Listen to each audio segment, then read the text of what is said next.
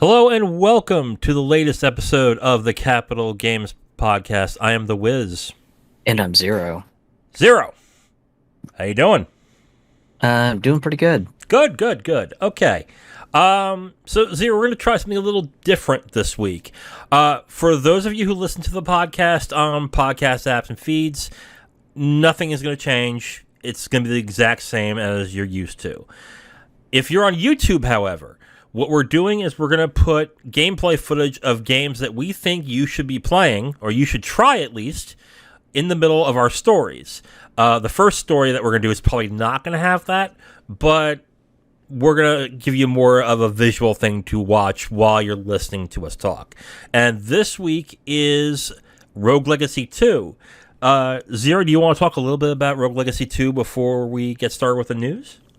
Honestly, I just have kind of a quick and dirty opinion on it, which is just it's more of the same. If you rather liked Rogue Legacy 1, it's just more of the same, and more of the same isn't a bad thing. I mean, they've got some nice quality of life changes, but generally, if you were happy playing Rogue Legacy 1, Rogue Legacy 2 will not disappoint. Right, and you are right, it is more of the same, but Rogue Legacy 2 does one thing that I really liked in compared to 1, is that when it gives you the bad rolls, like you have something like nostalgia, or that hits knock you back, or things that are really make the game a little more challenging, it gives you more rewards for doing that style. So I actually appreciate that, and it made wanting to challenge yourself more worth it. So if you get like a bad roll, let's say it's in black and white, and you get knocked back every time that you get hit, they'll give you, I think, 25% more gold in your run. So that's good, and I like that change. And there's not a lot of those things as well. So yeah, if you didn't play Rogue Legacy 1, start with Rogue Legacy 2. If you've played Rogue Legacy 1 already, you should be playing Rogue Legacy 2 if you enjoyed it. So I think it's a great game. So why don't we get started, okay? Zero, today, which is Tuesday, August 22nd, is the start of Gamescom over in Cologne, Germany. And as that is essentially the European E3, opening night live was today, which starts Gamescom off with Jeff Keighley. And he had a 2-hour live stream in a live crowd, by the way, which I was surprised by. I thought it was going to be another one of those studio affairs, but he had a live crowd, which was great because it actually helped with the atmosphere of the show. So he revealed a bunch of games and a bunch of trailers that was shown off. So why don't we talk about what was shown off in Gamescom? Do you want to go by this bit by bit, or do you just want to go by the highlights? We can quickly just go bit by bit. Okay. I'll do it as quickly as possible, but if you want to get into more detail, you can stop me. First thing that was shown off was Everywhere, which, honestly, if you watch the teaser trailer, you still don't know what it is, and I think that's by design. So, yeah,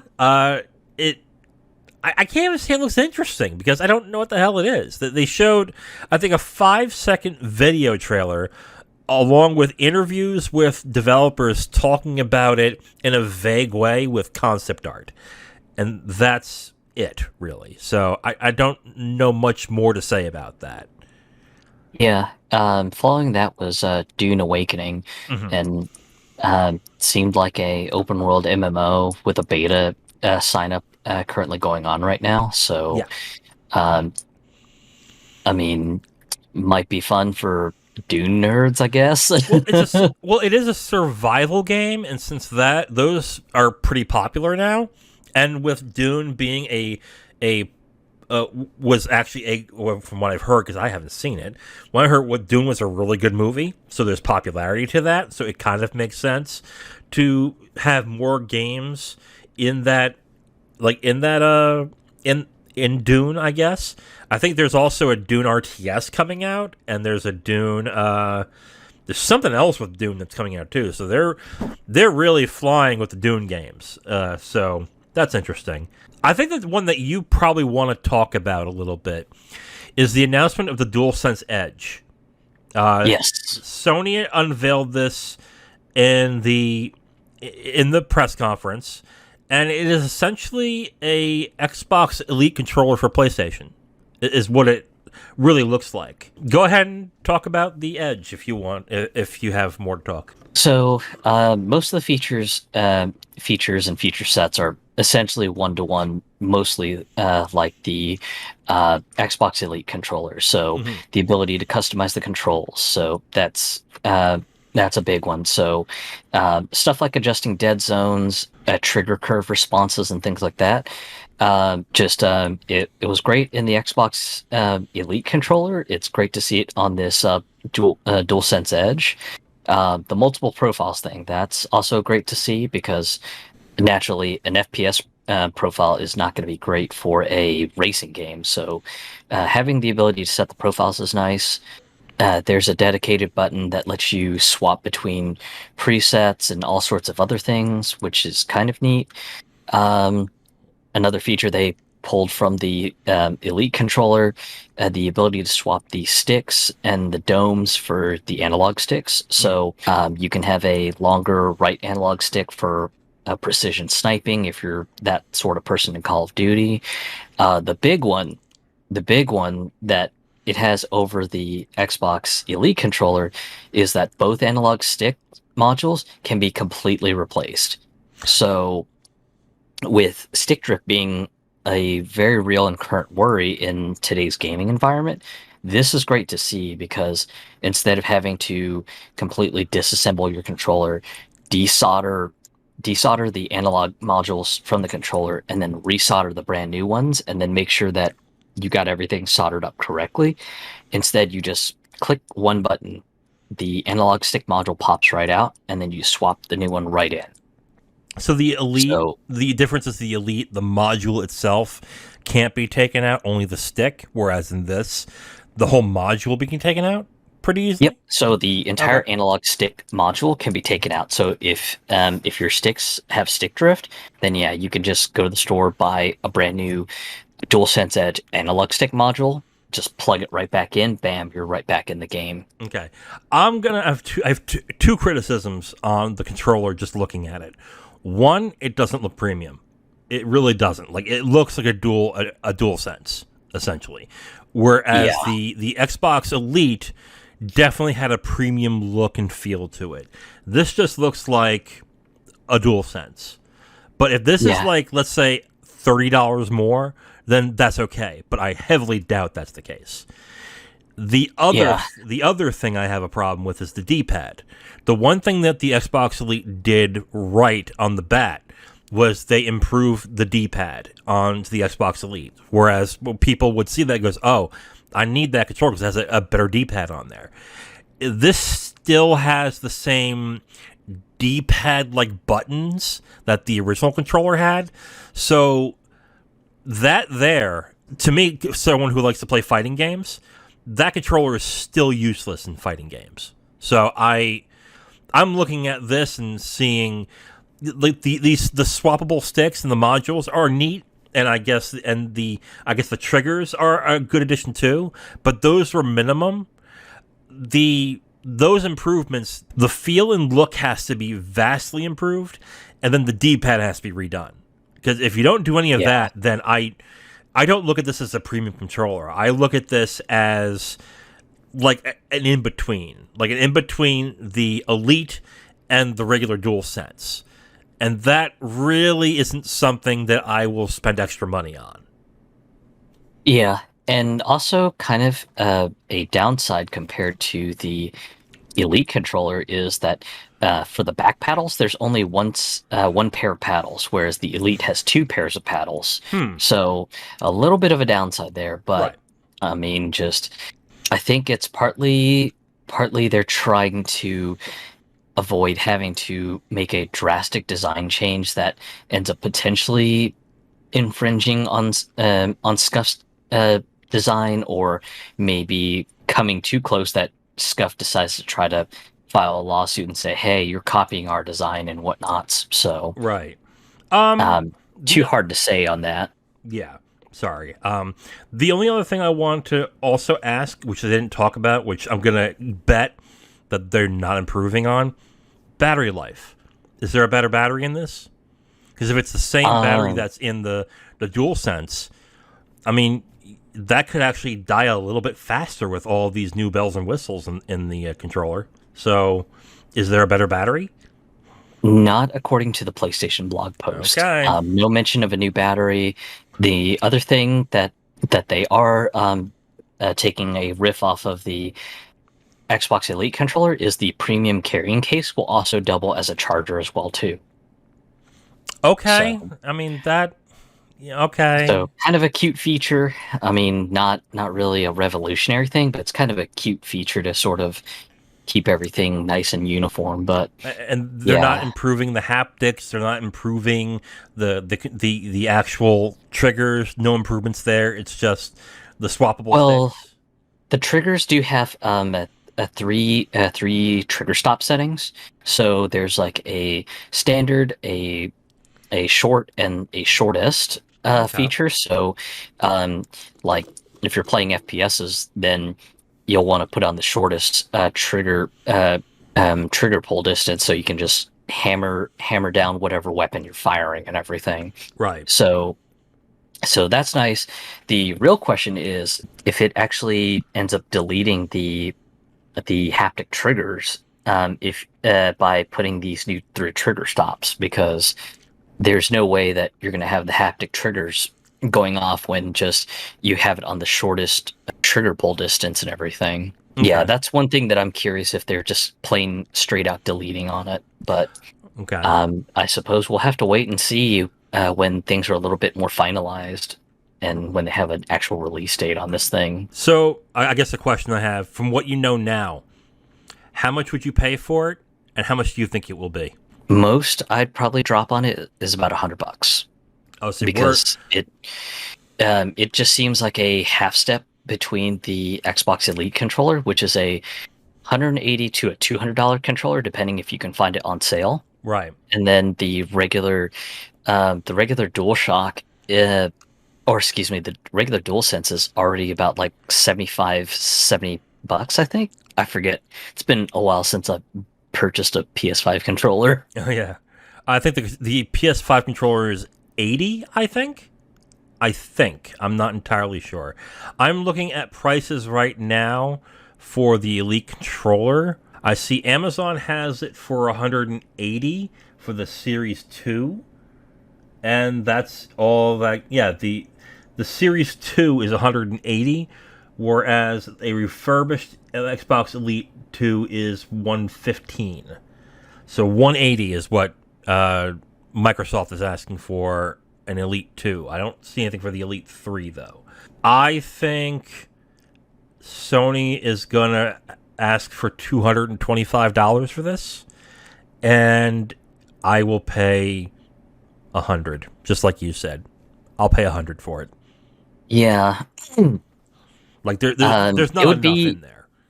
Yeah, it would be a real shame if they priced it around like $200 because there's just not enough features in it to really ask for that much cash, in my opinion. Right, but what they are gonna do, I think, I would love to be wrong on this. What I think they're gonna do is they're gonna champion this as their Elite controller, the controller you have to have if you're serious about gaming, and if you are going to market it as such, you have to price it as such. So you need to compare it to the Elite controller. So if they're going to do that, they're gonna charge 200 for this. I think, and some will be talked into it because of the swappable modules for the sticks. I can see that happening, being like the thing that says, yeah, I have to just for that. But I'm looking at this and I'm like, yeah, I don't see this to be that premium. I think Scuff has, honestly, the Scuff controllers, I think, are a little more appealing than this.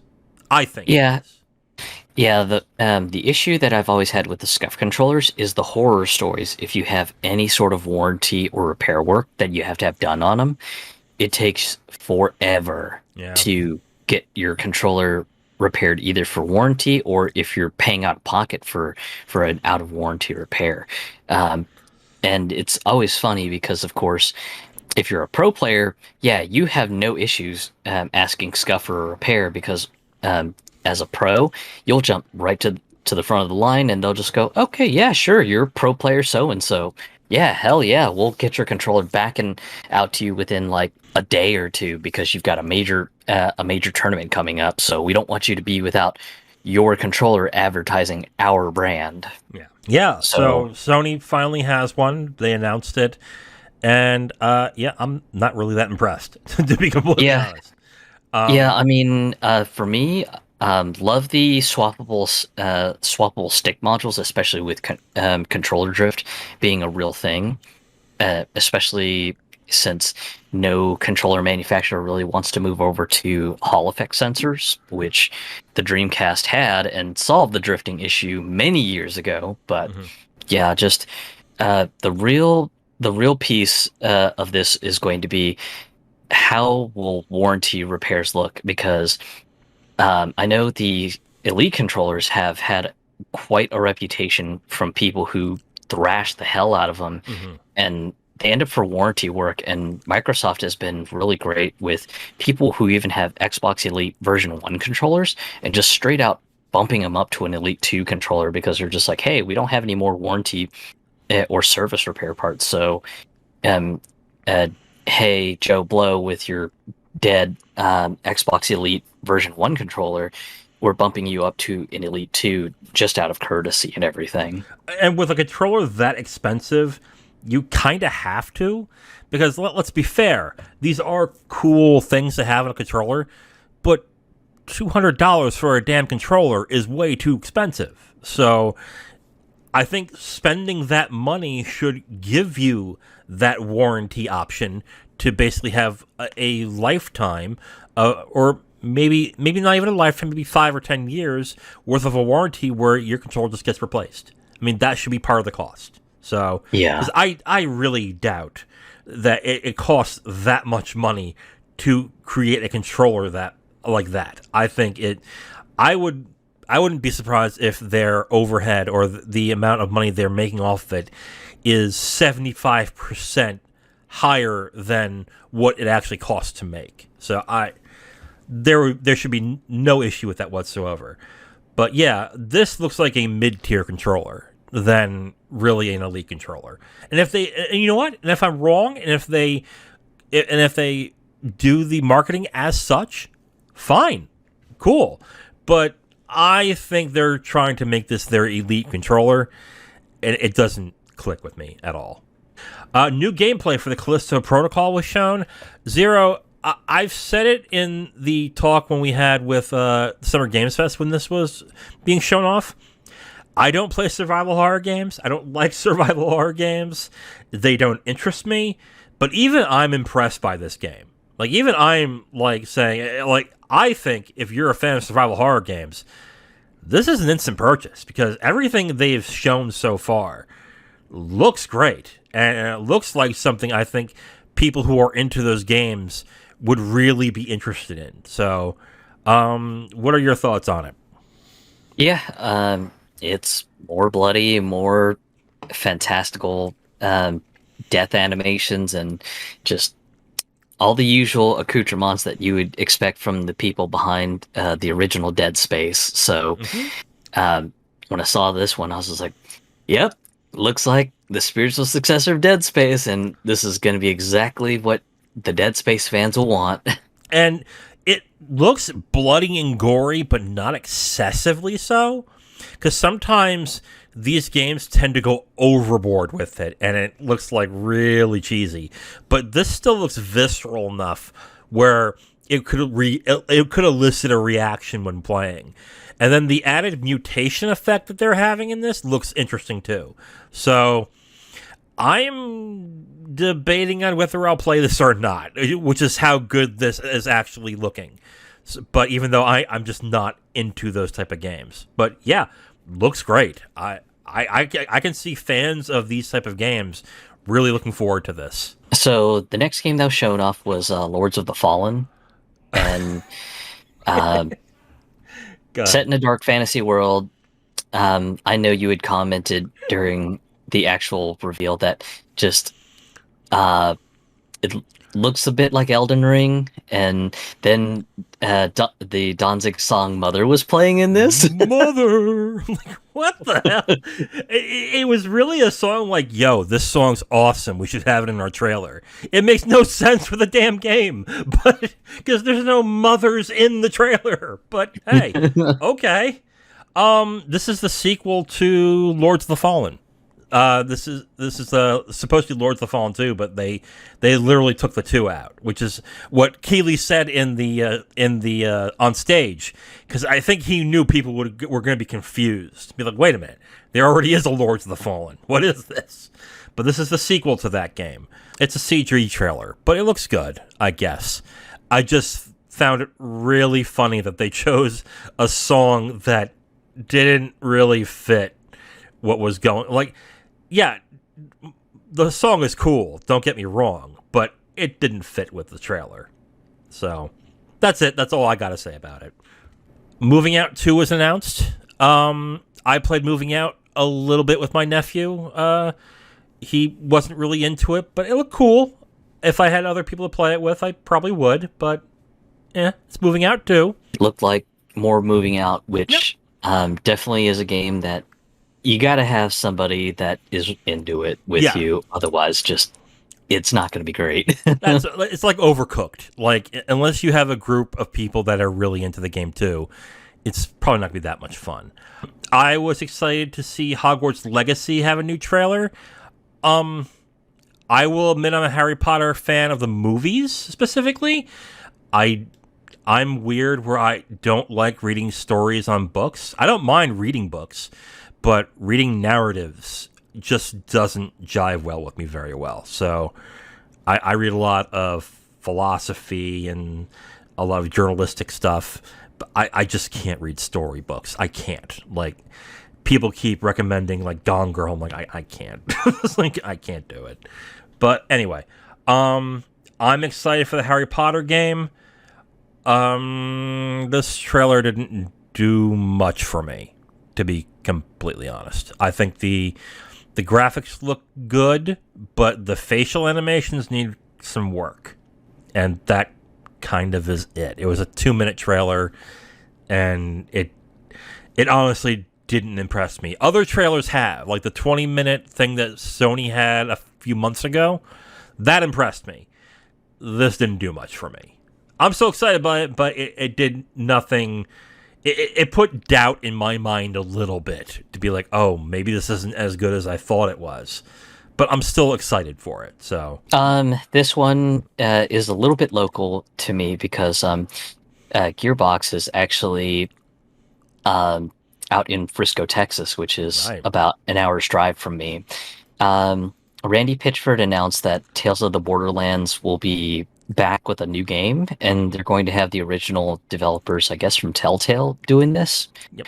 So comes out October 21st, so I guess if you're a fan of the Borderlands lore and need sweet lore, then look forward to that.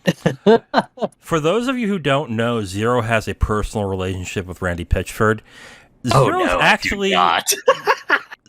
is actually a magician. And for those who don't know, the whole big hullabaloo about the stick that was found with pornography in Borderlands 3, it was Zero who had it. So, round of applause, Zero. It was not. Because if I did, then I would have gotten a whole bunch of Borderlands and other gear swag, which was the reward for the person who turned in the mysterious squirting porn drive that Randy Pitchford lost at medieval times in Dallas. She's a fucking magician. Like, come on. Okay. Before we get too blue here, Tales of the Borderlands had a lot of fans to it. Even fans who do not like Borderlands. admitted that they liked Tales from the Borderlands a lot. Like, they were very surprised by how good this game was.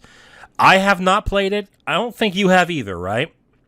I played a little of the first one, and I was just like, yeah, this is kind of cute, but just I think at the time my mindset just wasn't in visual novels at the time, so I was just like, I'll come back to it later, and just never came back to it. Right. Okay. But yeah, this has a following. So I don't really know if they were impressed by this, but I can assume those people are probably going to purchase this and see how they feel about it. But this really felt like it had Three's humor and character development to a certain extent, which Three's humor and character development sucked horribly.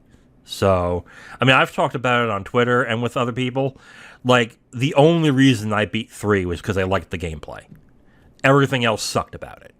But, which led to the question last week, is if writing and character development and dialogue really matter in video games. Because there are some games where I can look past it and just enjoy it if I just don't have to pay attention to it.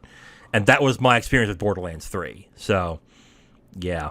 Other than that, I mean, it's from the same people who... Apparently this is the same people who did the first one, so hopefully they'll like it. I don't know. But that'll be coming out October 21st. Dying Light 2 has a new expansion detailed called Bloody Ties. It looks to be an arena-based game, so that's interesting.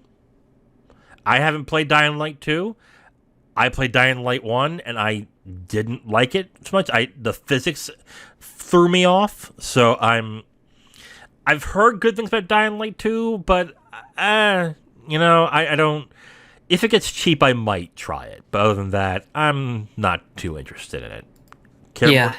It seems like another traditional sort of pivot on their DLC plan, because Dying Light 1 also had its own sort of arena story DLC as well too, if I remember correctly. Mm-hmm. So yeah, this is more just kind of following what worked in the first game. So yeah, just more Dying Light for anyone who's interested. I quite liked Dying Light 2, and I loved Dying Light 1. So really, so yeah, this will be interesting to see. I'm still, I want to say, in the first quarter of the game, so I haven't really gotten too far. I've just gotten sidetracked with other stuff. Okay, but yeah, just got the edition with the season pass and stuff for super cheap. So yeah, we'll definitely have to see if I can get to playing some more, so I can just go ahead and get to some of this DLC and check it out. Okay, I gotta remind myself to bend your ear a little about it, because I always felt like I didn't give it a good shake, but I just didn't like the physics. But we'll talk about it later after this, because I do want to talk a little bit about it with you. Next up, there was a commercial for Tortuga, A Pirate's Tale, which I believe this is the one that was a turn-based strategy game. Yeah, that is the one. Yes. I mean, I'm into turn-based strategy games, so could be up my alley, but I probably would want to know more about, like, the game's play systems and stuff. But yeah, intrigued, I guess. Yeah. Marauders was a first-person shooter that was shown off with early access in October. Mm-hmm. I didn't really have too much of an opinion on it. Neither did I. It's a tactical first-person shooter. Early access in October.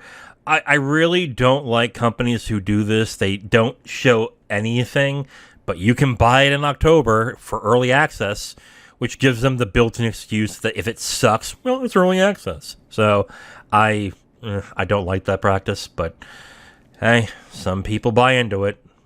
Yeah, and then Destiny 2 had the Lightfall expansion debut, and it's kind of funny because at the same time Gamescom was going, I believe Bungie had their own little Bungie dedicated presentation for Destiny 2 that also talked about Lightfall.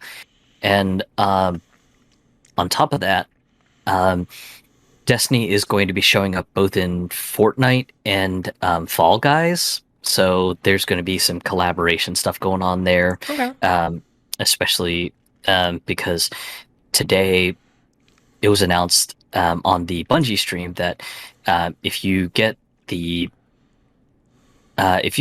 Destiny game added to your library on Epic, then you'll get a 30th anniversary booster package, which I guess gives you enough power to catch up to do all the current endgame stuff and get ready for the new Lightfall expansion. And they also announced that they're no longer going to be deleting expansions when they have new expansions. They also mentioned that, which I will say quickly, too little too late on that, because unless you bring back all that content, I don't give a shit.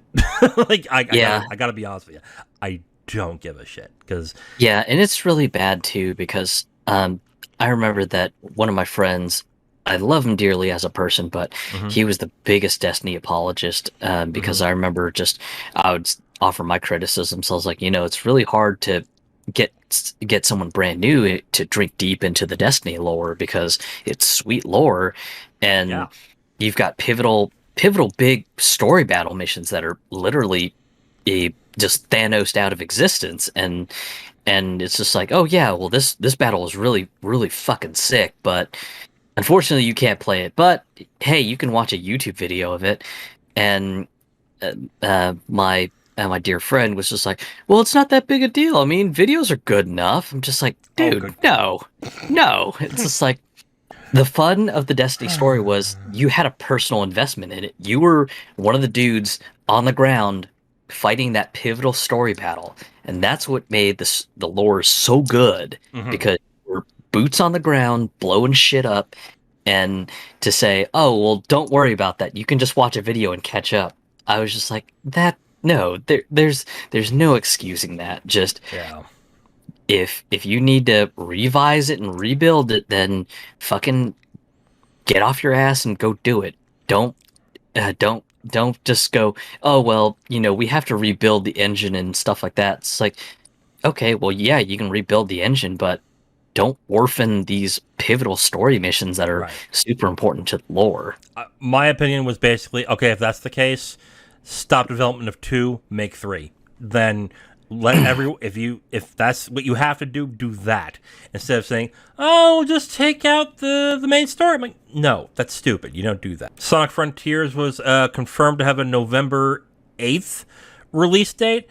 It ran better, but it still looks empty as hell, and the combat still doesn't look too hot. It looks like they're just going to release it as is, unless the polishing is in a phase where it will drastically improve the game. I think this is it, guys. That's all you're getting for this Sonic Frontiers game. Yeah. Go ahead. Best of luck to the Sonic team, because I know that they were pinning their hopes that this would be the one game to redeem the saga of the 3D Sonic games, because the 3D Sonic games have had kind of a tempestuous history and everything. But yeah, just if that's what it is, best of luck to them. Just, I don't know what else to say. Yeah. I mean, thank God you guys have those movies that people like, because, well, then again, people not liking Sonic is kind of been par for the course for the past 10 years. But anyway, moving on, Under the Waves was revealed. It's a Quantic Dream and Parallel Studio game. Looks gorgeous, but I don't think this is a big Quantic Dream game. I think this is a small one.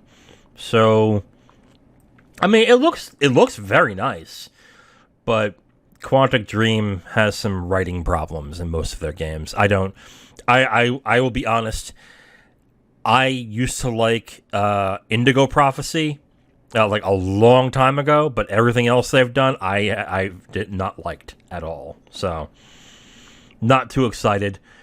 Did you get to watch the trailer for Under the Waves? Yeah, it was just like, oh, nice, Quantic Dream. Yeah, pretty much. Guess it's gonna have another weird, convoluted story because David Cage is weird. I don't think this is the David Cage game. I think they either they offered the engine to the studio, or they're making it with somebody else. I don't think this is a David Cage game, because if it was, then they would probably say the latest from visionary David Cage, and they would highlight that the creator of Heavy Rain and Beyond Two Souls. But they didn't do that. It was just, this is our new game. So I'm hoping that's the case, because man, is he insufferable. Goat Simulator 3 had first gameplay. Looks fun.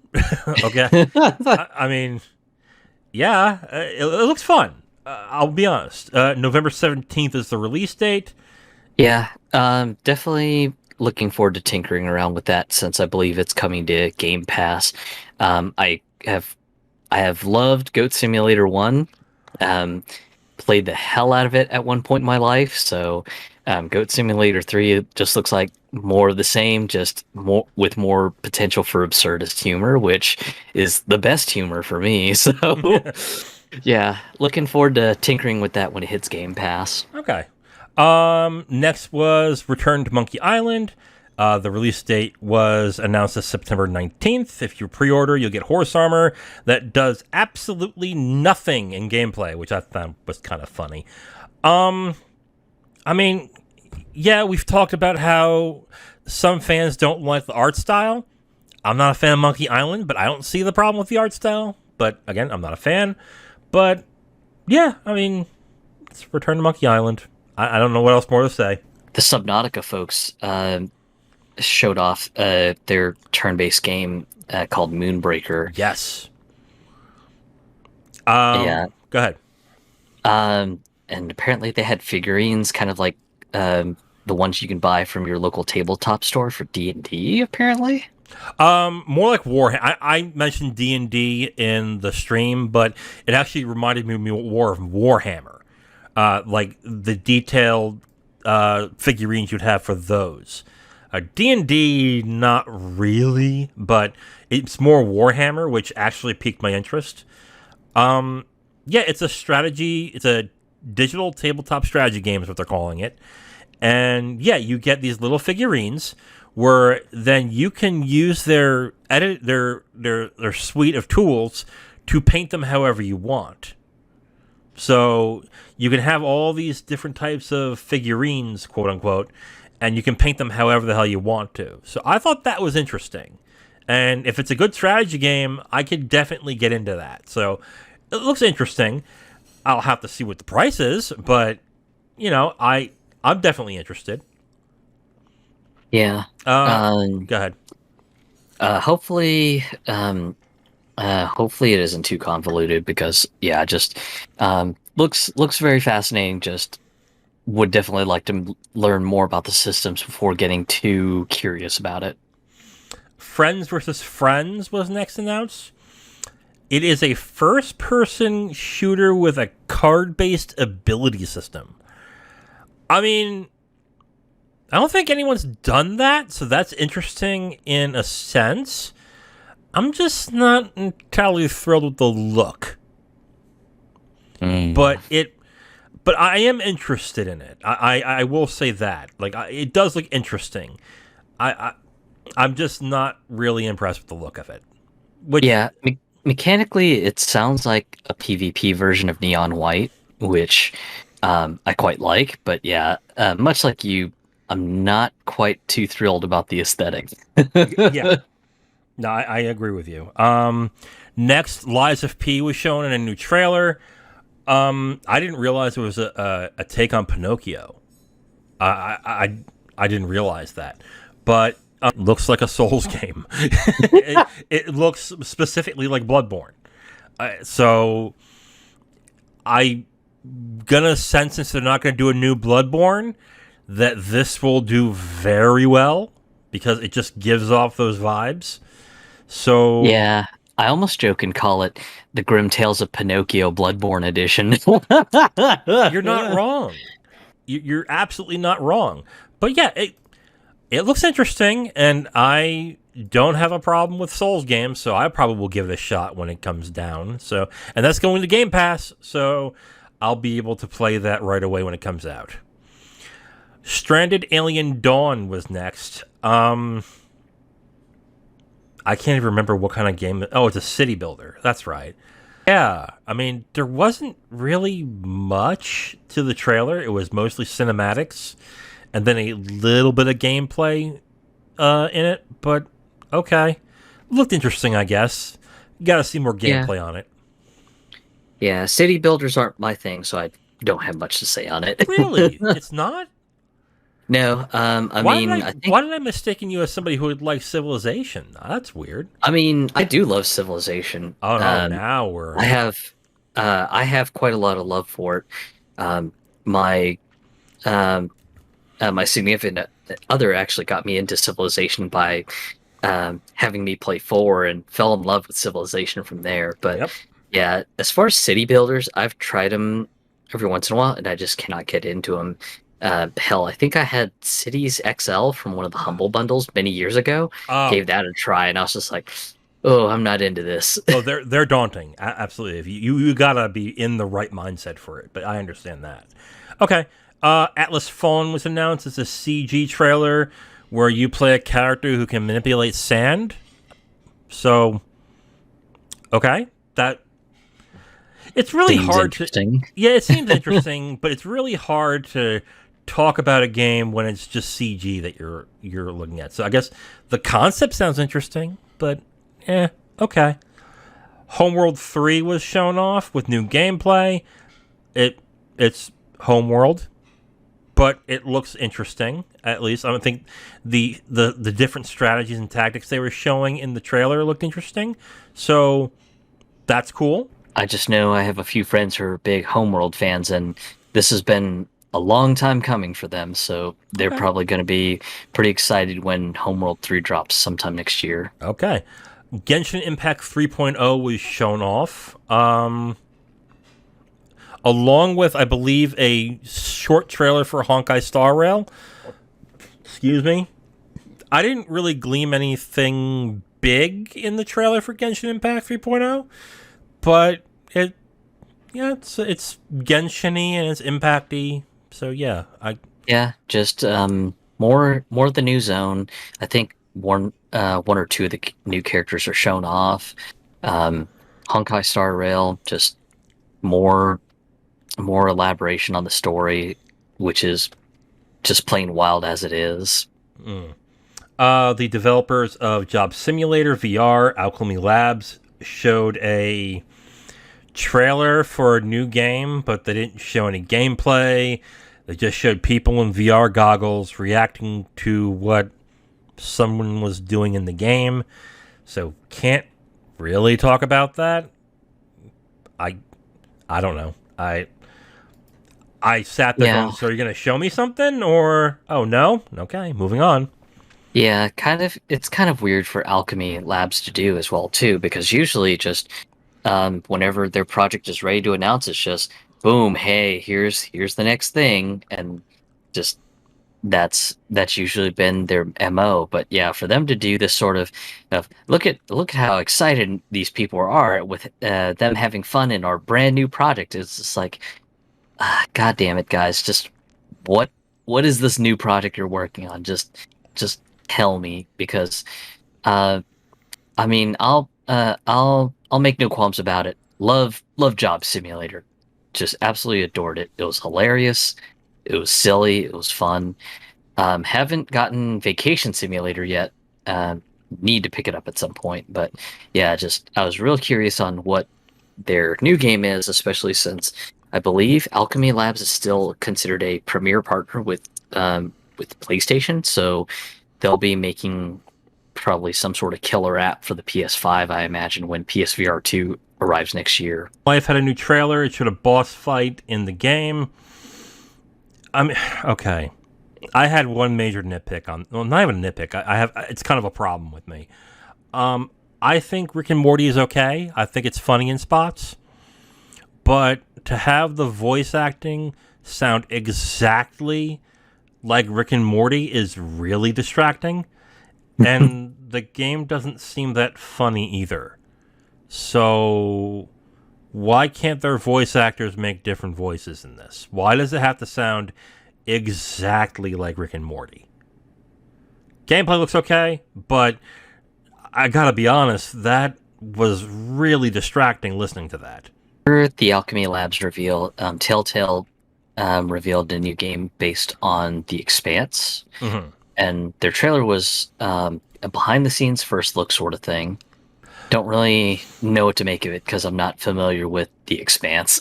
I'm not either. But what I will say, even though they state exactly it's pre-alpha footage, this looks exactly like every other Telltale game. And wasn't the problem with the Telltale games that the engine was so damn old that it needed to be updated? This Oh doesn't yeah, even look like graphically it's been updated. So what is this?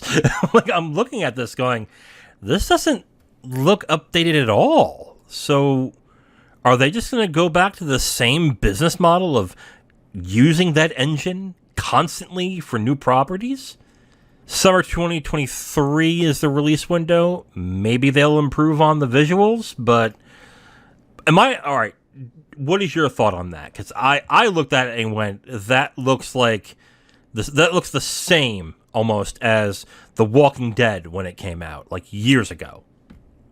yeah. It's a little bit concerning, especially since I believe Telltale's technically under a new label. I forget what that new label's called.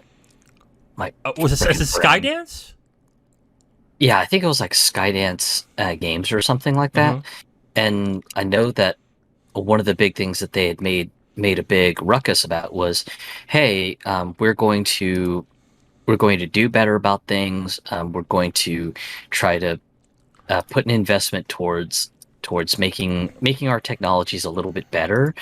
And it was one of those things that they had made just sort of a major deal about. So to kind of see this look a little bit underwhelming is a bit concerning because just again, one of the big reasons that they had gotten so much issues with the business side of things was just they wanted to do more and more things in their engine, and just the engine was just so antiquated that they were just trying to just Frankenstein stuff together in hopes that things would work. Yeah, that's essentially what happened, and I'm basing it just on the looks. To be absolutely honest, they could have improved the guts of the engine, but usually when you redo an engine, part of it is the graphics, and if it doesn't even look like the graphics have been updated, unless they show more later on that proves that they did more to the engine, how are people going to believe that you've actually updated the engine? You know? Like, yeah, I don't... 2023 summer is when it's going to be released. Expect a delay on that, because that's kind of the thing that Telltale does. Best of luck to Telltale. I hope that they've really put their investment to wise use. Otherwise, their new owners might be a bit concerned with where the money is gone. Yeah. Here is the surprise of the show, I think. The 80s schlock horror film, Killer Clowns from Outer Space, is getting a video game. It's a 3v7 title, kind of like Friday the 13th, which I think is 1v7. And it will be released in early 2023 for a mess of systems: Steam, PS4, PS5, Xbox One, and Xbox Series X. A part of me is like, that's cool. That such a...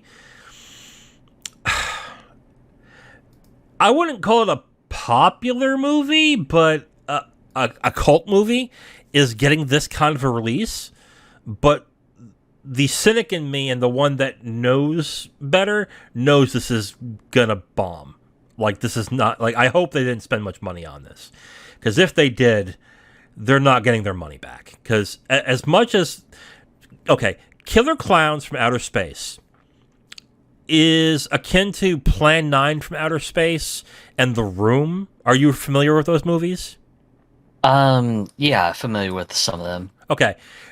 What people when people watch them, they're expecting a terrible movie, a movie so bad it's funny. I don't know if people are going to play a game and spend $50 on a game based on a property that's known for how bad it is. Maybe bad is the wrong term. Maybe campy. Maybe that. But I just don't see people looking at this and going, "Oh, I remember that terrible movie. Yeah, I'll pay $50 for that game." Like, I don't see that happening, unless what they do in the game is wildly different. I'm interested to see what happens to this game. I just don't think it will sell well. It's going to be really hard to kind of sell a cult movie, which already enough has a niche audience. Yes. And then on top of that, you're trying to make a video game that's an asymmetrical multiplayer game to boot. So player population is going to be of the utmost importance for something like an asymmetrical multiplayer game. Yeah, best of luck to them, because just I don't think that there's a lot of love for Killer Clowns in Outer Space, especially with it being a cult movie. Yeah, you hit the nail right in the head. It's a cult movie, and cult movies have smaller audiences. And there is a cult within a cult movie within a cult status. There is a cult status in the middle of it that are people who enjoy watching bad movies. That's how movies like The Room became popular, because it was so bad, it was entertaining. Killer Clowns for Outer Space is that. I just don't see somebody spending money, like $50, on a game that is from a property that is known for how bad it is, but being so bad it's funny. Like, I just don't see that. But then again, people played and enjoyed Deadly Premonition, which is known as a bad playing game, but have somehow still enjoyed it. Maybe they can do something with that. Maybe. I could be wrong, but maybe. We'll move on. Scars Above had a new cinematic trailer. I really got nothing from this. I mean, I guess what they showed was interesting, but no gameplay, just story. So, again, kind of hard to talk about it without actually knowing what it's about and what the game looks like. But, yeah, okay. Looks interesting. Yeah. Weird Song was next, and it's from some folks who were formerly with Bethesda and Obsidian. Yes. Thought it was interesting. Brief trailer. It's set in a fictional version of historical Portugal, which, okay, interesting, but more gameplay, please. So, yeah, we'll move on from there. Age of Empires 4 expansions were announced. Free DLC for the Ottomans and the Malians. I hate to say this, I forgot Age of Empires 4 released. Yeah, I wouldn't blame you, because I was never much of an Age of Empires sort of person, so I kind of was, but it was like third or fourth between StarCraft, Warcraft, and something else. I completely forgot what else I was playing at the time. But that was more like a fourth or fifth. Like, if I had the one friend who would only play Age of Empires, and let's play Age of Empires. Okay, sure. Okay. That was pretty much it. Gotham Knights is launching earlier than expected, October 21st. Usually that's a good sign from a studio who is actually confident in their game and thinks it's really good. I don't think that is the case here. I think they just want to get this pain over with, because nothing about this game looks good. The combat doesn't look great. It looks pretty bad. And they showed off Harley Quinn and Clayface. Clayface looked okay. Harley Quinn, however, I had a pretty visceral reaction to the voice acting to Harley Quinn. like Harley Quinn is a distinctive voice. It has always been distinctive. Even when they changed the looks and the feel of Harley Quinn, she has a specific voice. Like, you can change certain aspects of the voice, but like the squeaky, high-pitched voice she has is always something that remains constant. They changed that voice drastically, and it just doesn't feel like Harley Quinn at all. And apparently, these two are the major villains in the game. Yeah, just a little bit depressing to kind of see this game in the shape that it's in. And I've railed about this before in the Discord and everything. Just it's really, really sad that this game got so much so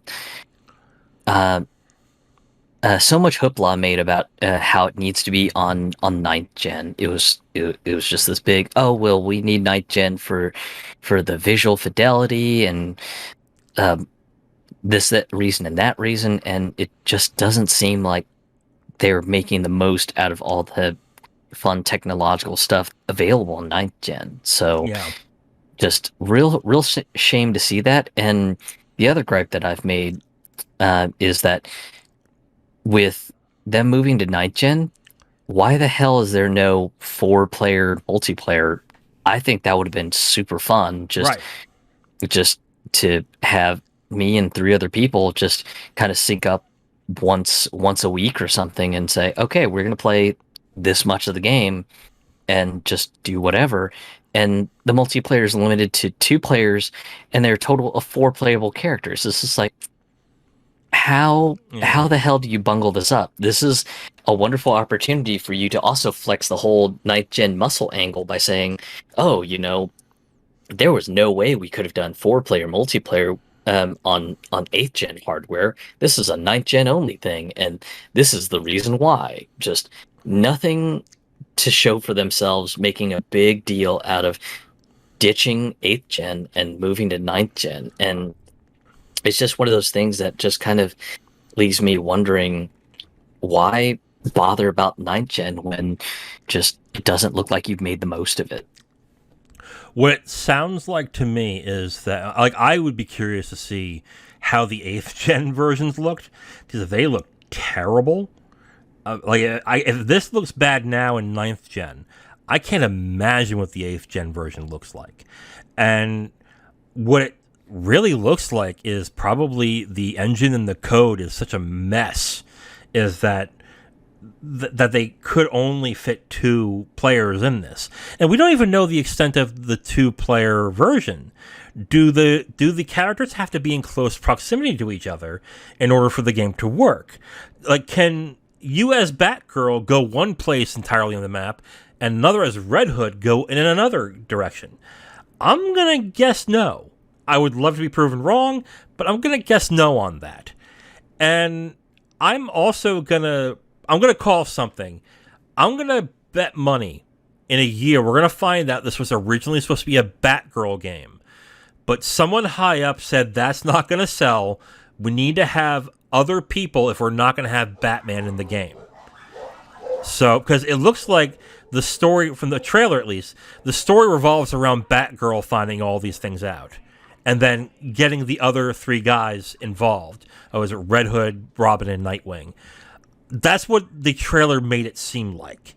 So I would not be shocked to find out this was originally supposed to be a Batgirl game, and they just stapled the other 3 together and tried to put in some kind of multiplayer. Didn't realize how complicated that was going to be, and then they limited it to 2-player. Like, this looks it's not going to be very good. I think this might be a disaster waiting to happen. Anything more to add? Nope, just best of luck to these guys, because they're going to need it, especially with them hyping up the expectations so hard, especially with the whole making a mess out of, oh, it's got to be on 9th gen. It's got to be on 9th gen. And just, this is just a train wreck in slow motion just waiting to happen. Right. The next thing that was shown, which I gotta tell you, man, these Chinese studios are coming up with some decent looking games, man. Okay, let me get the. I just clicked on something and okay, here we go. Sorry. Where Winds Meets is what the next. Where Winds Meet. Oh wow, they typed that wrong. Where Winds Meet is the next one. It's an open world RPG set in the Ten Kingdoms era of medieval China. I forgot what dynasty it was. I forgot about that, but it essentially looks like I would say a prettier version of Ghost of Tsushima to a certain extent. It looks amazing, and the combat looks good too. No date on it, but this is one where if it's done right, could be a big deal when it comes to this. But we're still waiting on Wukong Black Myth, so this could be another one of those things where it takes 5 years, and either we never see it or it comes out in a lesser version. But yeah, from what we saw, like it looked really good, I thought. Yeah. The usual martial arts fantasy tropes. So stuff like being able to run across water, wall run, and stuff like that. So the usual tropes are there. You've got magic spells, you've got crazy sword play, and then they had sort of like a dimensional space where you learn to master some of the mythical skills that you're supposed to pick up along the way, which I thought was kind of interesting because it kind of riffs off of something that you see in a lot of the period piece Chinese TV shows. When the hero has to learn like some sort of secret martial arts skill, he ends up being kind of isolated away from his friends and family and just one-on-one with his master, or just studying alone from like an ancient book or something. So lots and lots of martial arts TV show tropes in there, which for a person like me who loves that sort of stuff, I was just like, yeah, totally into this. Yeah, I'm looking forward to it. Like, I want to know more. So I'll wait patiently, but I want to know more. Zero, I hate to tell you this, but we have competition, and this is so scary. I think Joe Rogan is going to be scared by this announcement. And the announcement is that Hideo Kojima is starting a podcast. It is called Brain Structure. It will be available in English and Japanese. And he starts his takeover of the Spotify brand September 8th. Zero. I'm scared. It'll be interesting because I know that for the longest while, Hideo Kojima has actually run his own video podcast. Unfortunately, there is no English version of it, but the podcast that he runs on his YouTube channel is a movie podcast where he kind of talks about movies and cinematography from the lens of a Japanese viewer and everything. And he reviews a lot of classic movies and stuff like that. And it's always fun because he'll usually sort of give you a teaser of what movie he's watching for his podcast on Twitter. I remember when he posted a poster from one of the vintage posters from The Fifth Element. People lost their minds. They were just, oh my God, please, please, please, dear God, have somebody translate your podcast to English because I would, pay someone to put subtitles on your YouTube video about your movie reviews on some of these movies, because I would love to hear your opinions on this. And for me, it was more just wondering when he would maybe get some sort of English help to help translate things, especially since he's so well connected and everything. So for me, it was just kind of a, hey, that's interesting that he's got a podcast that'll also be available in English as well too. Yeah. I will, honestly, he is a big cinema fan. He's talked about how he wants to make a movie. So this will be interesting because I think he's talking to filmmakers as well in this. So I look forward to him smoking weed with different types of filmmakers and thought leaders and doing DMT with a bunch of Japanese developers. So September 8th, if you're interested.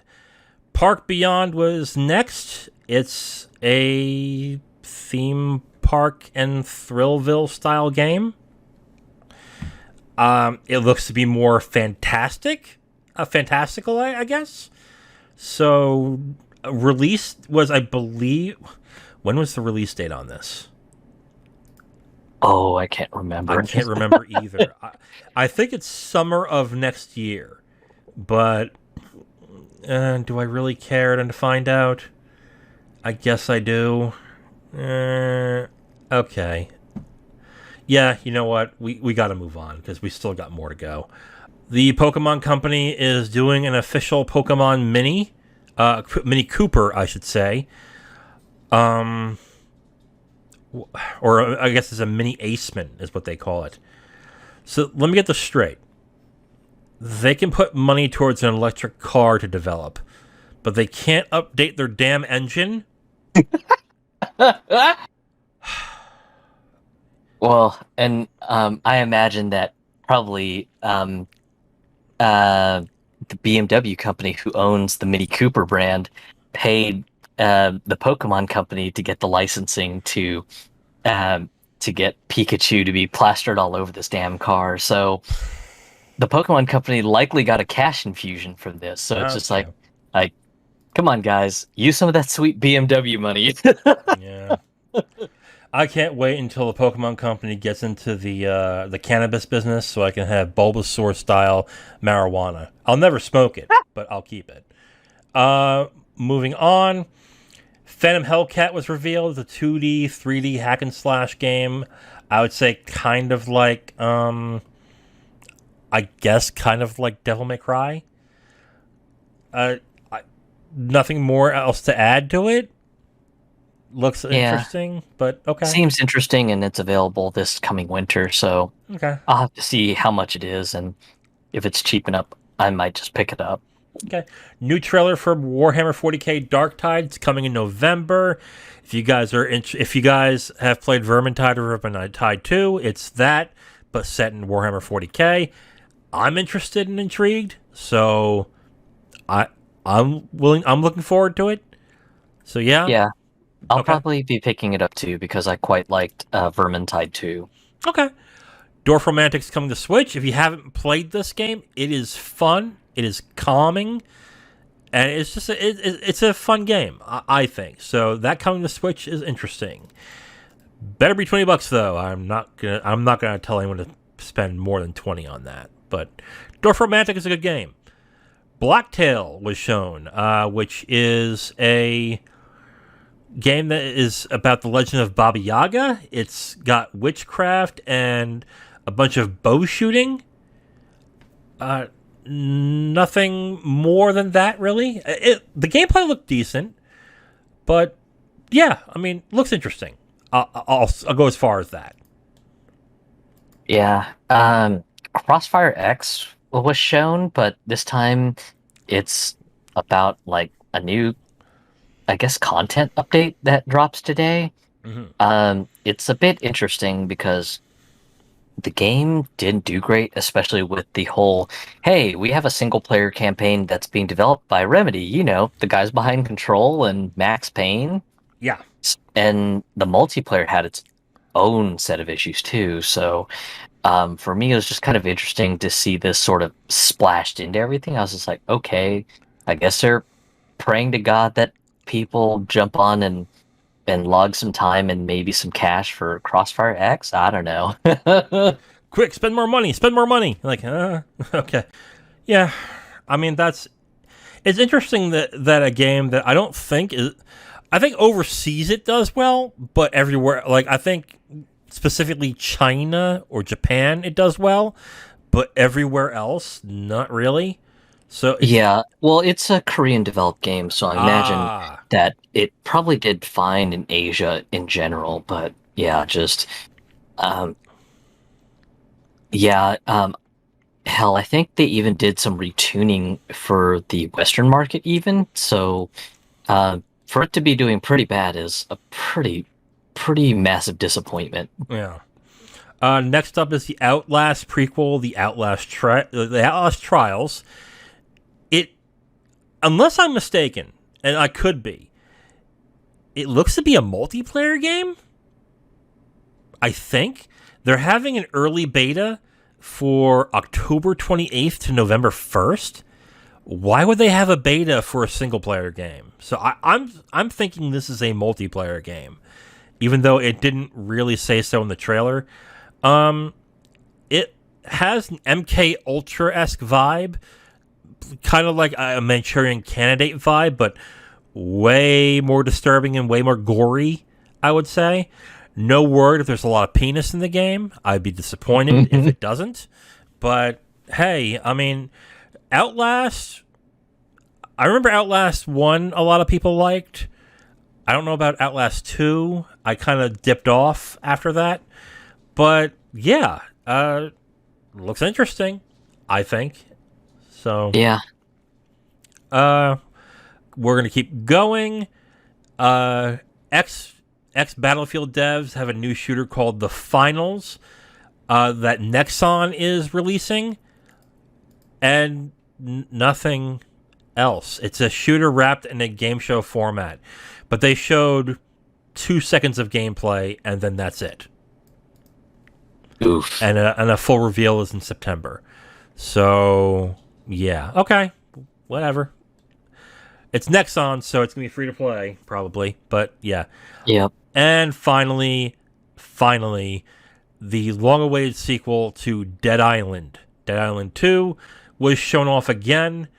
It looks like it's improved. They showed a trailer that wasn't gameplay, and then they showed a gameplay trailer. They seem to have a 60s, 70s vibe. They're calling it, saying it has a pulpy and irreverent tone. So I would say my guess is if Tarantino did a zombie movie, this is what it would be, is what it's sounding like to me.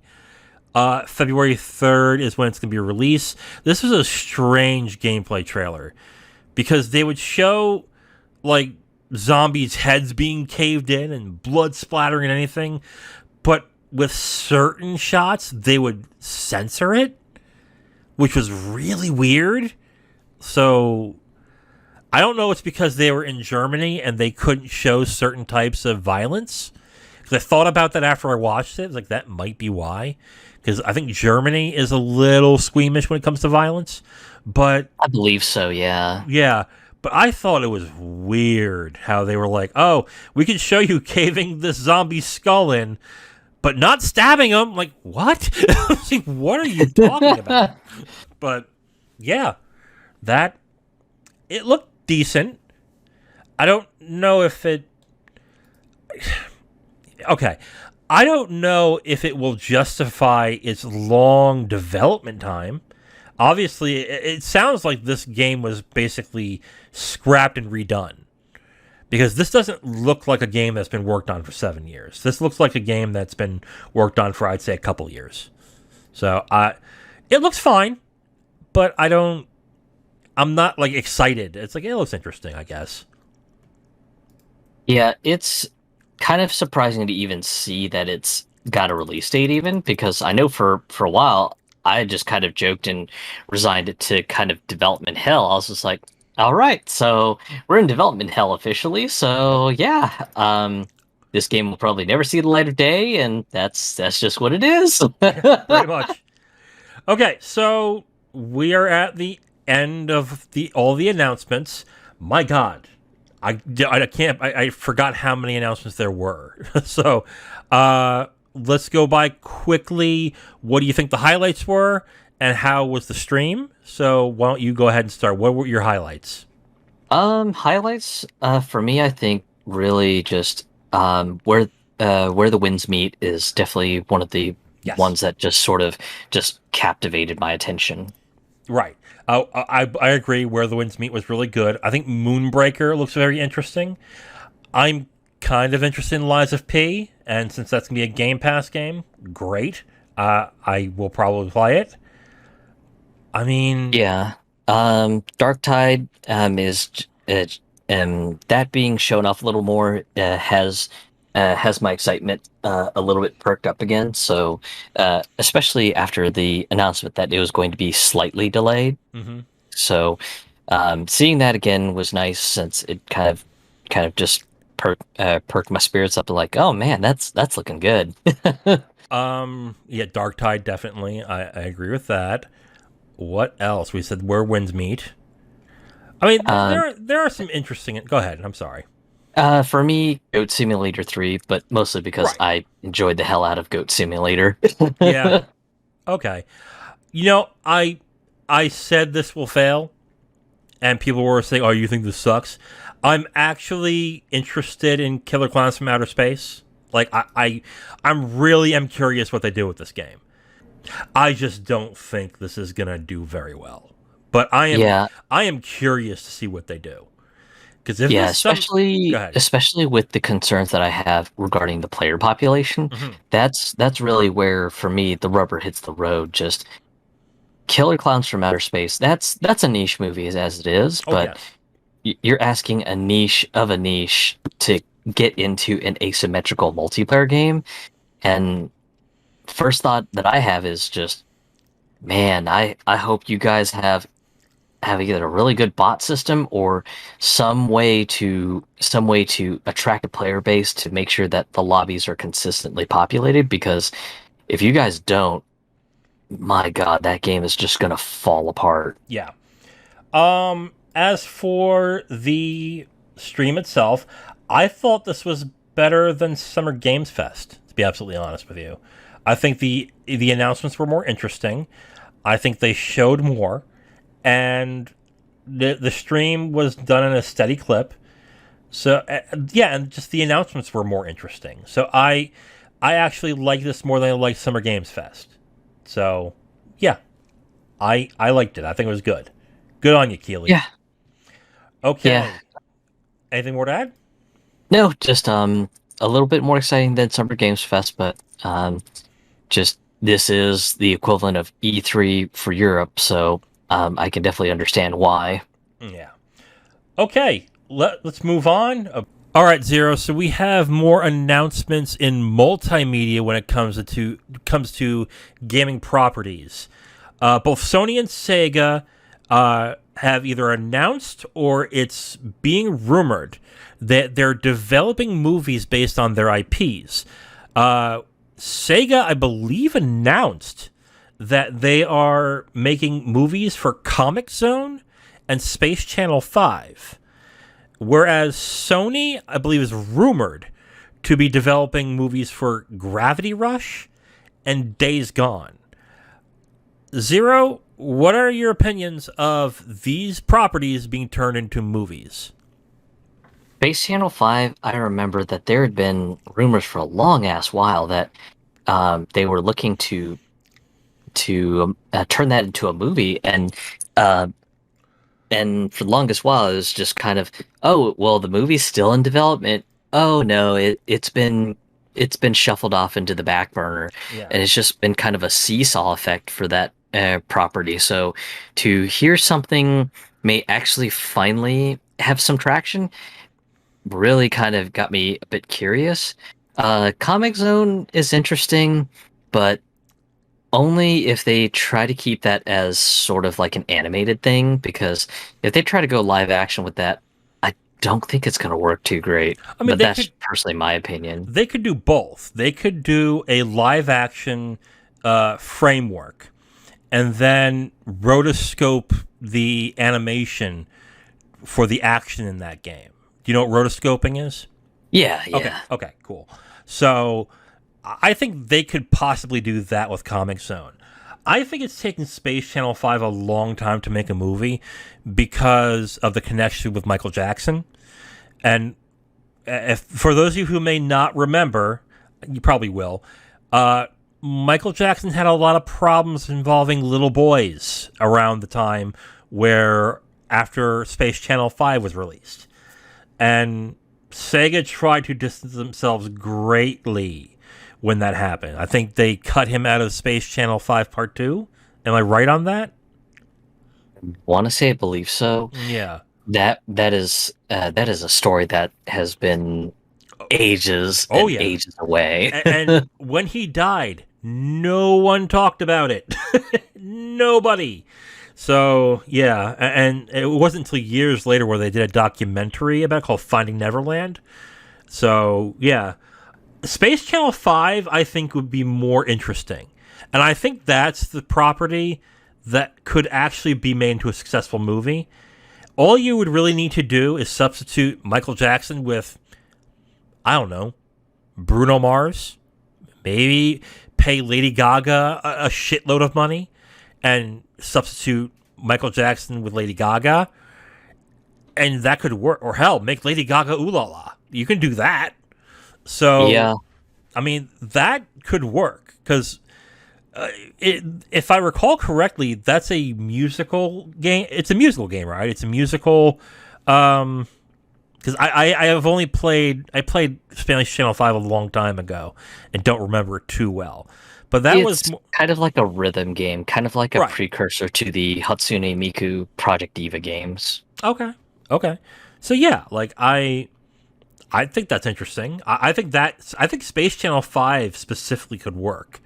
And I know that sounds weird to a lot of people, but you have a colorful PG-13 movie with a lot of good music and a lot of dancing. That can definitely work, especially if you make it really flashy. Maybe have Baz Luhrmann do it. No, actually, don't do that. But along those lines, I think that could work. Comic Zone, not so much. I think you're right on that. I think that probably won't work unless it's maybe if it's animated, but I don't think that'll work either. I'm more interested in the Sony rumors. Yeah. Go ahead. Personally, Gravity Rush would be great as an animated feature, especially if you get a really interesting animation studio to do it. My personal pick would be Madhouse of Japan, because they make some really awesome animation, and I love their work. So that would be my choice.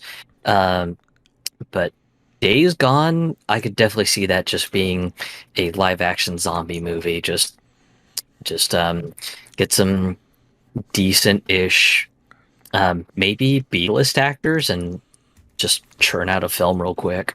Well, yeah, that makes sense.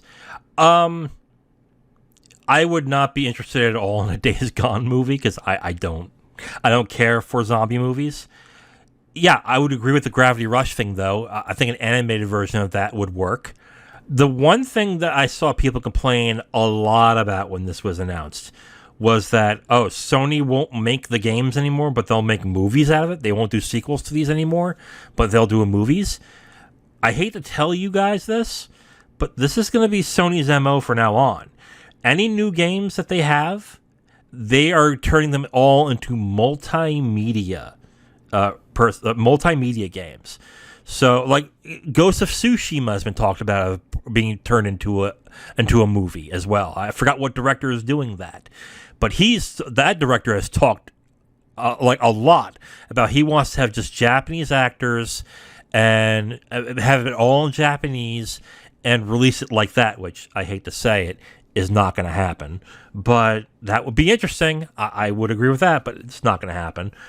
I can see Sony not making any new properties unless they can dovetail it into a TV series or a movie. So I think, and what that's going to do basically is essentially limit what they can do later on. Like, you're not going to see the crazy games or the creative games like Ico, Shadow of the Colossus, Stretch Panic. Like, I don't think Stretch Panic's a Sony game, but games like that, I don't think you're going to see those anymore. You're not going to see a Jak and Daxter anymore unless they can turn them into movies or TV properties. this is what you're going to see. If they can be made into movies and TV shows, then you're going to get new properties. Otherwise, they're going to stick to those types of movies or properties.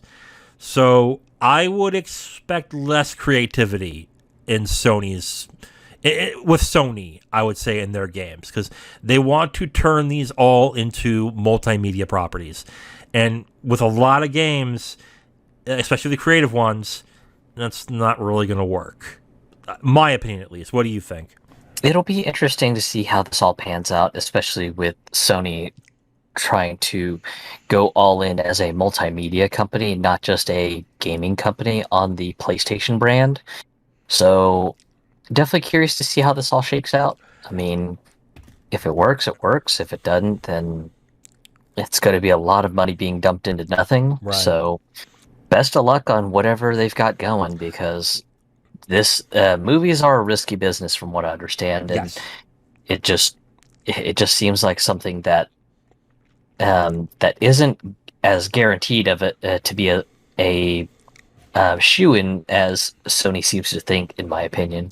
Right, and you would think with how Ratchet and Clank bombed in the theaters that they'd be a little more hesitant to do this. But they jumped right into making Last of Us a TV series.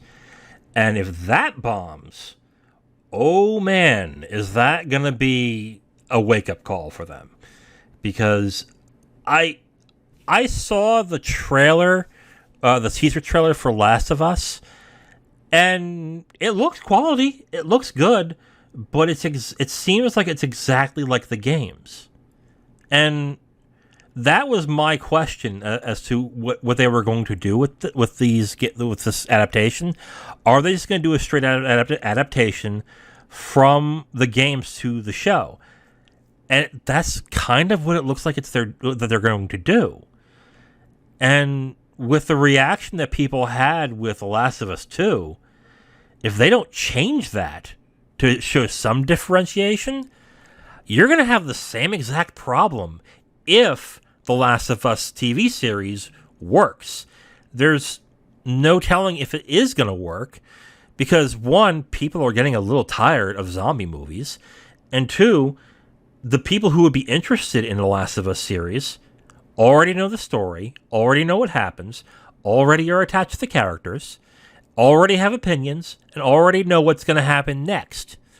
And if they're not happy with what happens next, I don't see exactly why they would want to get attached to a TV version of it. So I don't know. Like, maybe it will do well enough with the general public where people will be interested in it, but I think it's too late for that now. Especially with The Walking Dead slowly, now vastly declining into its final season. So I just don't. I mean, again, it looks quality, but I don't understand why they're doing this now.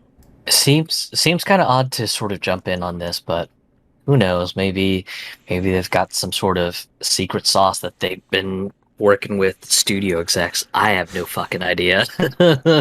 I think this is a directive of Jim Ryan to a certain extent, that he wants to branch out the IPs that he has. It'll be interesting if they do a God of War adaptation and what they do there.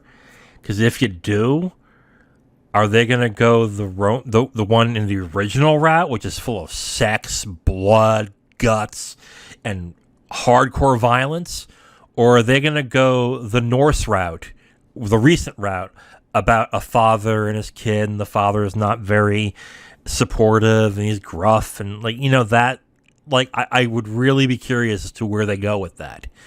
But yeah, even then, I agree with you. I don't know where they're going with this, and their properties are good as games, and I hate to say this to all of you, the stories are good for games. Games don't really have great stories. They don't have really well written stories. They are essentially excuses to get into gameplay modes. But if you take those stories and put them into movies, there is a reason why they don't work unless you severely change and adapt it to a movie. which most gamers are not going to be happy with. So I don't know. I look at this and a part of me wants to see if this works, but knowing how I've seen films be adapted from video games, I don't think it's going to work. But I might be wrong, and I would like to be, but that's just my opinion on it. Sony PlayStation is getting sued in Great Britain for the equivalency of 5 billion British pounds. This is a squirrely kind of lawsuit. I think you have more information on this. So why don't you go ahead and talk about the details of this lawsuit that PlayStation is getting sued for. They're getting sued for 5 billion British pounds, which is the equivalent of a little below $6 billion. So go ahead and talk about the details of that. So a lot of news sites are reporting on this, and they're reporting on what seems to be the initial point of the lawsuit, which is that the lawsuit is trying to make a point that Sony is holding a, and I quote, de facto monopoly on digital games distribution via the PlayStation Store, and in addition to holding a de facto monopoly on where you can buy games from PlayStation, also they're charging too high of a commission cut towards developers. So that's the piece that's been going around a lot of the video game news sites. Unfortunately, a lot of sites, save for a few, have been skipping the other piece of this lawsuit. Mm-hmm. And the other piece is where I think the case just starts to fall apart. And that is that the lawyer is also trying to make a case that the price of video games is way too high, and that essentially PlayStation is running a cartel, and that that the games are just way too unreasonably priced. And the lawyer quotes and says that video game prices are way too high when we've got a cost of living crisis going on, and when people are having to tighten up their purse strings as well. And it just seems like that this lawyer's just trying to hit all sorts of angles and everything to like try to throw spaghetti on a wall and see if it sticks. And just it almost comes off like that the lawyer's an ambulance chaser in a way. Mm-hmm. Yeah, this is a multi-pronged strategy where I think the lawyer, honestly, what I think the lawyer is trying to do is get Sony to settle on an erroneous lawsuit to save face and to save them having bad PR. I think that's what the strategy is here. Look, I have said multiple times on this podcast, and I say it all the time on social media, games are too damn expensive. But you also mentioned this point, and I would like you to share that point with me. Go ahead. Video games are a luxury item. They're Bingo. Not really necessary to live. Right, exactly. And to frame it as, oh, we're living hand to mouth and we can't afford these video games, even me, who is a big gamer, is going to say to somebody, then don't fucking buy them. Don't buy the video games if you can't afford them. That would be what I would say to them too. Can't afford them, don't buy them. I understand you want to, I understand you enjoy them, but concentrate on living first. Okay? And a court will throw that out immediately. Yeah, like when I first heard the lawsuit, I thought it was based on the original point of developers were suing Sony because the cut's too large. Which, yes, 30% is steep. I agree with that. That is a little ridiculous. However, that's also kind of the norm. I think Steam does 30%. Microsoft does 30%. I think they're only going after Sony because Sony is the big dog in the console space, and they're going after the one that makes the most money. They wouldn't dare go after Microsoft because Microsoft has more money than God, and they can get that thrown out quickly. Whereas Sony might have a little bit more of an issue because they don't have as much money as Microsoft, and their hold, albeit stronger right now than Microsoft's, is more tenuous because there's not a lot of, well, okay, there is a lot of money in Sony, but it's not anywhere near as much as Microsoft. So this is basically what sounds like is a tactic to basically give Sony bad PR and constantly hammer that home for them to settle to shut the lawyer up. This is basically what it sounds like to me, at least. If this were to go to, because I don't know the law in Great Britain, so I want to preface that. But if this was posted in, let's say, in America, this wouldn't stand. It wouldn't work. Because I believe there have been a bunch of lawsuits where people have tried to sue Apple, Android, Xbox, Steam for these monopolistic tendencies that they have. And they've pretty much thrown out saying, if you don't like what's in that store, you can go to another store. Like, I think that's what happened in some of these lawsuits. So this wouldn't work in the U.S., and I don't see this working in Britain either. As much as I agree with the sentiment that games are too expensive, they are, and I agree with that. But yes, they are a luxury item. And B, you're kind of talking on two sides of your mouth here. For the lawyer to be not only saying, oh, the cut that Sony is taking is too much for developers, and then say, oh, and by the way, games are too expensive. What the hell do you think is going to happen when you tell them to limit their cut? They're not going to just say, oh, well, I guess I'll just take 10%. No. If you're forced to take 10%, they'll make the games more expensive so they get their cut back. You're just going to... You're going to get your settlement, I get. Maybe. I doubt you will. But let's say you get the settlement on that. All you're going to then do is make games more expensive because they're going to want those profits back.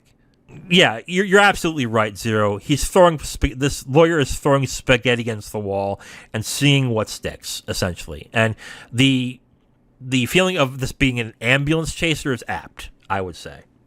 Yeah, so which I wish a lot of the other gaming news sites really sat down and read the BBC article, because if they did, then their tune would definitely change, because I know a lot of them have been writing just like this is an outrage, just the cut of games should be lower and blah blah blah, and it's just like, guys, you're missing the other point that makes this whole lawsuit potentially unravel at the seams, and it's the point that this lawyer is trying to make, which is hey, I think games are too expensive, and this is during a cost of living crisis. It's just like, well, video games aren't food, so as cruel as it is to say, tough nuts. Just video games are not absolutely required for a person to live. So for this lawyer to kind of try to play the angle of oh, but cost of living and video games are more expensive now. It's just like, yeah, sorry, I don't really sympathize with the angle. Yeah. And that's the problem with a lot of these game websites.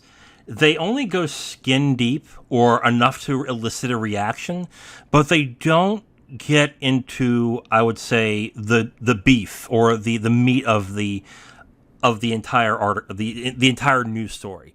An example I had was a few months ago where Ted Cruz was essentially talking about monetization in video games.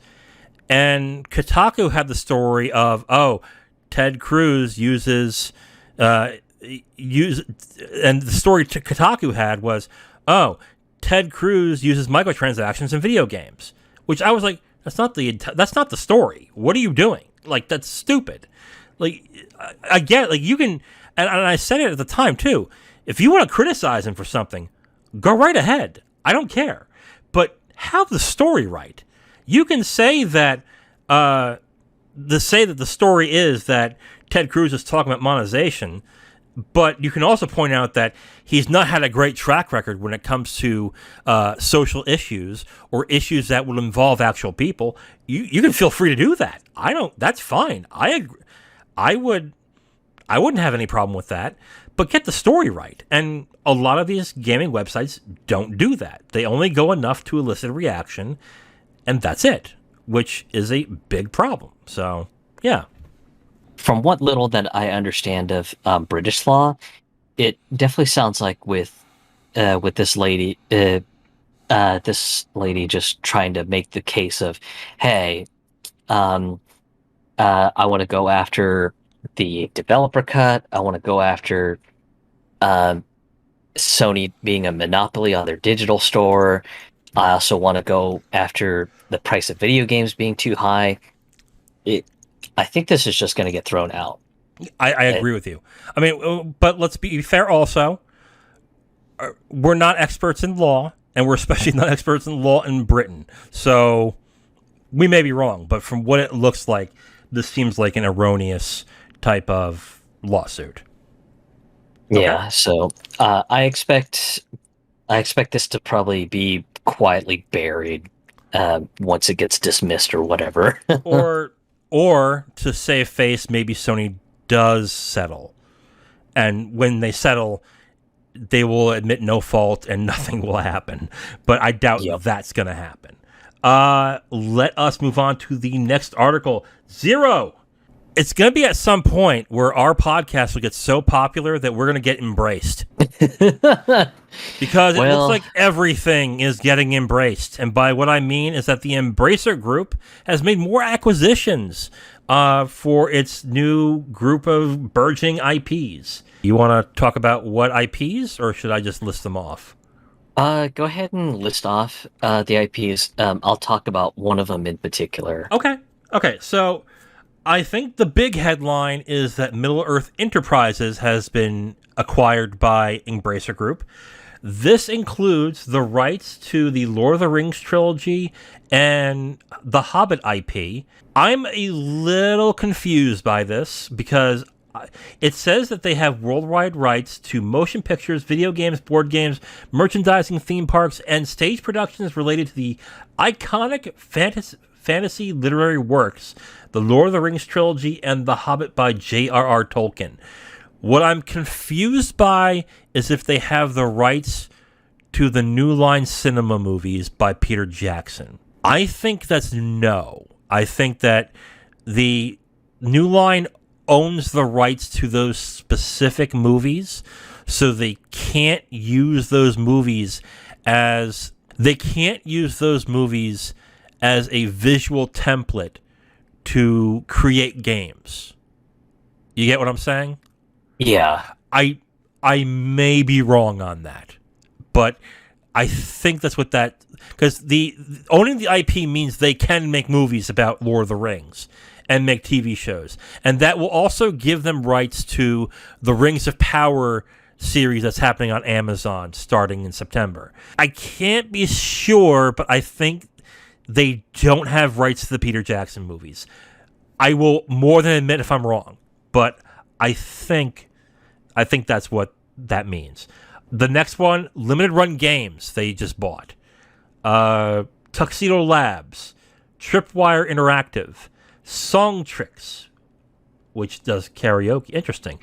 Tatsujin is another one. That's the first Japanese studio that they bought, which is a shoot 'em up studio. Interesting. You might be interested in that. Bitware Games, a Swedish studio that has a passion for retro games. I don't think I know the games that they've made. Geotech, or is it Glowtech? Geotech, which is a gaming accessory brand.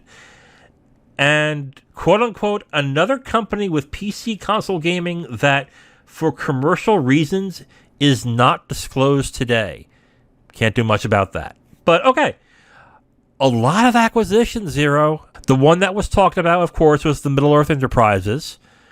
But what are your thoughts on these properties being embraced? Tripwire. I'm not surprised at that acquisition happening because I know. I believe it was either earlier this year or sometime last year. The CEO of Tripwire ended up saying some pretty right-wing statements, and of course, got heat for it. That uh, I think I think the CEO ended up resigning, and they put someone from the board in his place.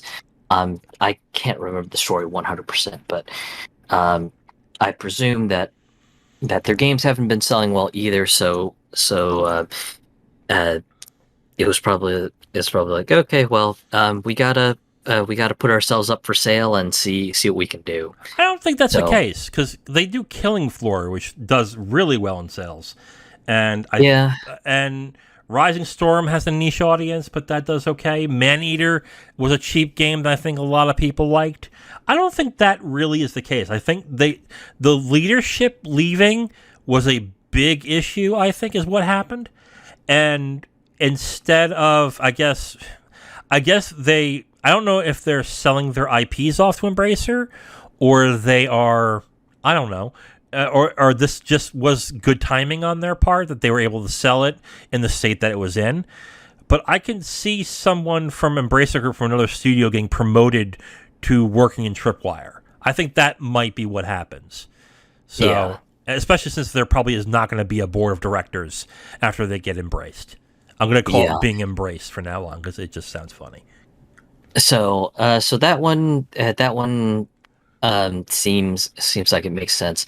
Limited run games is a bit interesting, especially um, with a lot of the forum talk that's been going on with limited run. Um, so for anyone who's not familiar with limited run, they are a boutique label that basically makes, as their name says, limited print physical copies of video games that are typically digital only releases. Hmm. A great example is the Bloodstained Circle of the Moon game that had came out. It was the little 8-bit Castlevania like Ah, that was yes. released. Um, that one got a cute little limited run release where they did some cover art that was in the style of the original NES Castlevania cover art. Hmm. So kind of a cute thing and everything.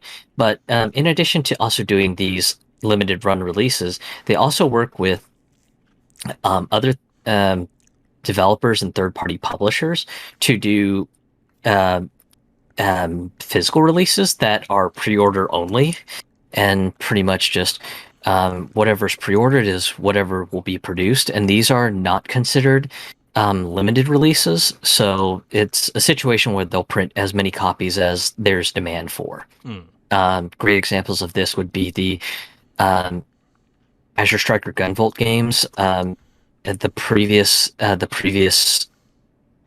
anthology for Switch that had um, Gunvolt 1 and 2. Hmm. They did that as sort of a limited release.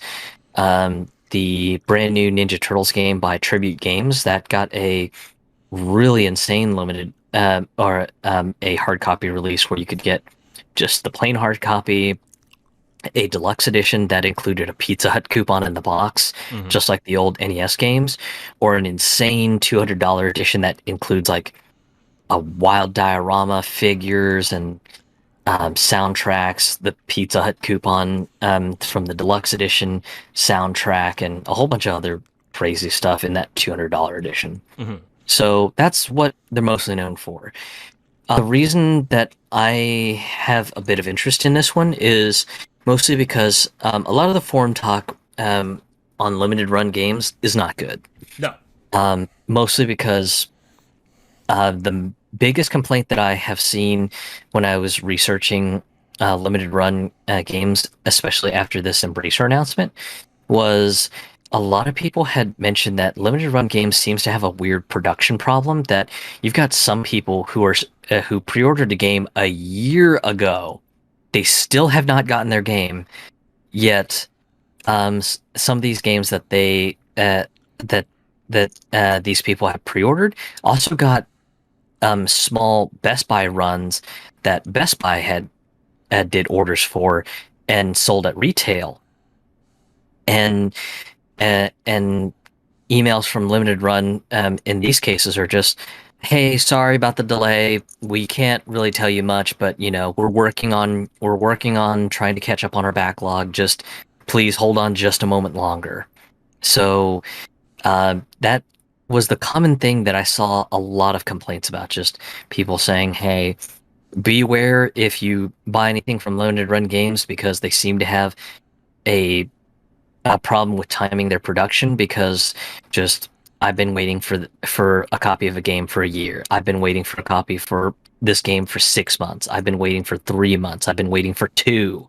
Just story after story. Just you see cases like this, but for every complaint case, there's also the other case of people going, "Hey, I've got no problem with Limited Run. I got my stuff shortly after they started shipping." So, um, a lot of what my curiosity has about Embracer buying up Limited Run is if Limited Run had been putting theirself on the auction block in hopes of a bigger fish buying them up to give them a cash infusion to help them catch up on their backlog, and then eventually just swallow up Limited Run Games as a whole and just go, okay, just we're no longer doing the Limited Run thing. You basically have become our hard copy department, and that's all you're gonna do. Yeah. So yeah, and that's, I think, where I had questions, because you're right. They've had a consistency problem with their customer service,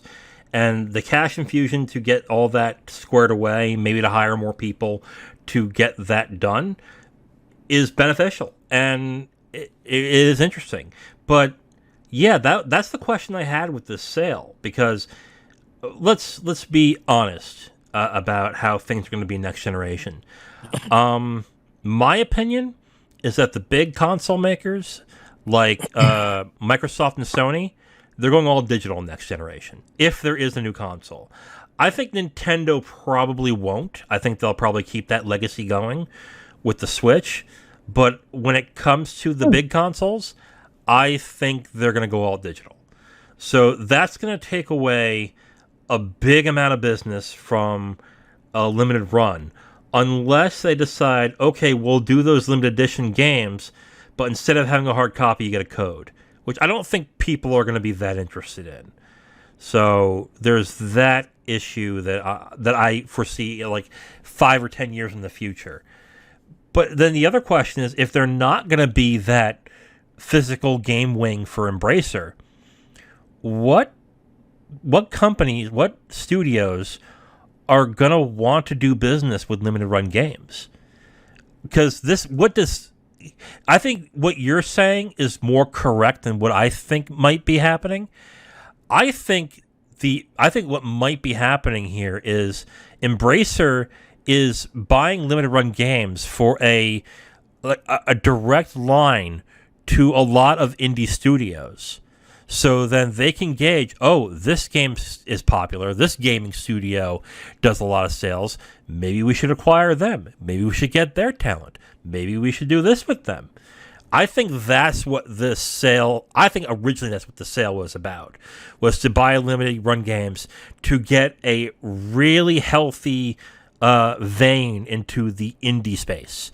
Because that really is what Embracer Group, I think, really needs a connection to, is basically the indie space.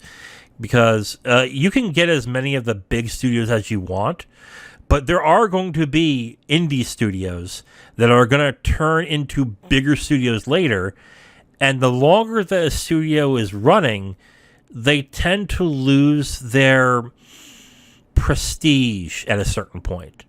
Like, you do have to downsize. You do have to cut costs at some point when a game fails. That's just what happens. So I think that's somewhat of what's happening too. But I think what you're saying is correct more than that. I think this will basically become the physical disc, physical game studio for limited run for all Embracer titles. I think at least all Embracer downloadable games, essentially. Yeah. The other one that had my curiosity quite a bit was Bitwave and the Japanese studio that they also picked up as well too, because with the matter of just the Japanese studio being real indie focused and everything, and also shooter focused. Some of I don't know what in particular that they have, but I know Bitwave had one particular Japanese label under their wing, and that uh, that particular label being Toaplan, which is a very old Japanese shooter studio, and the one title that everyone knows from Toaplan because it's been memed to death is Zero Wing. Yes, that Zero Wing from the All Your Base Are Belong to Us meme. Oh, that Zero Wing. Okay. I honestly, I kept thinking that was from Rampart for some reason, but okay. So, and it's kind of funny too because after this purchasing announcement was made, Bitwave actually recently put out a announcement saying that they would be putting out two games from Toaplan onto Steam, Zero Wing, and then the other one is Outzone. And Outzone is kind of like a top-down character shooter, kind of like if you were to play the vintage game from Capcom Commando, where you're just kind of like a human character scrolling upwards, shooting things and blowing up bases and tanks and whatever. They Bitwave did announce that they will be also pushing out Truxton Twin Cobras as well too sometime later. But yeah, just that was what kind of really got my curiosity when just it was announced that Bitwave would be acquired, and just my curiosity was just kind of like, wow, just really, really wondering what's going to happen because some of these vintage shooter games are pretty much just really, really niche things that you can try to find a cartridge for, but it'll be real expensive. Or if you're not opposed to sailing the Black Seas, just you can download the ROMs and whatever. But yeah, to kind of see that stuff like Zero Wing is being re-released on Steam, and then also getting some quality of life features like a rebalanced difficulty and everything for an easy mode. Just really, really interested to see what potential this could have, because I hate saying this, but bullet hell shooters are just a dying breed. They just are, and yeah, a lot of the studios that have made a lot of the bullet hell shooters have either gone under and had their IP sold off to God knows where, and in some cases, just trying to get them re-released is just an utter nightmare to figure out who the hell actually owns the IP. So definitely curious to see what the two shmup labels end up further bringing, because I would love to be able to try to get legit copies of these instead of trying to play the eBay market and try to deal with collectors, because collectors prices suck right now. Oh God, they're terrible. Can I talk about Geotech for a second, or is it Geotech or Geotech? I don't know. It's Geotech, right? I think it's Geotech. Okay. I'm looking at the site right now, and I'm not sure why they bought this company specifically, because they seem to make controllers for mobile and for for other consoles that are below the price of standard controllers. I'm looking at the SC3 Wireless Pro Gaming Pad for PS4, PC, and mobile. It's 60 British pounds. Again, this is a European studio. Unless they are okay, and they have wired controllers too. Unless they are infusing this company with money and putting in and making it a more, I don't know, a scuff type brand. I don't know what the sale was for, to be completely honest. I mean, maybe there is more sales to cheaper controllers than I realize. Well, maybe there is because they're so damn expensive. But most gamers don't like cheap controllers. They even though they hate spending $60 to $70 on a stupid controller, they would prefer that if the controller feels good. So I don't know what the sale of this is for, unless they're going to start selling, I don't know, special controllers based on their brands. Maybe an $80 controller with the Tomb Raider brand. I don't know. So maybe that's what they are trying to do here, but I don't get this purchase really. This doesn't scream quality to me. But okay, that's neither here nor there. Yeah, and I was kind of baffled when I saw this purchase as well. I was just like, I've seen the reviews on Amazon for some of their controllers, and they're not great. No, they're And not. they've got some really, really gimmicky sort of things. Like they've got some some analog stick grips that just look really chintzy. So that one, that's a purchase that has me scratching my head as well. The headsets, the most expensive I've seen is £25. They're wired, and they're those really cheap-looking plastic ones. So, yeah, I don't get this sale. Like, I looked at Geotech and thought, oh, maybe that's like a scuff brand where they do like quality, like expensive controllers, and that would be an interesting purchase. Nah, fam, that's not what this is. This is headsets that you would get, I don't know, a 7 or 8-year-old for like $15. That if they break it, who cares? It's $25. So I don't get this sale, to be completely honest. But okay, sure, why not? I guess that's a sale. I thought that was going to be a little more interesting, but I don't get that sale. This really shows that Embracer Group is really trying to become a big player, not only in the gaming industry, but with the sale of the Tolkien IPs, possibly in other industries too. I mean, that pretty much to me confirms a few things. We're definitely going to get Lord of the Rings games, but we're definitely going to start seeing more Lord of the Rings movies and TV shows. You're definitely going to see, you know what? I wouldn't mind a Tomb Raider TV series. That would be cool. I wouldn't mind that.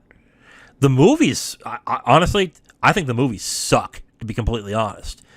I don't get why people like they like Angelina Jolie, so that's why. But I did not like the Tomb Raider movies.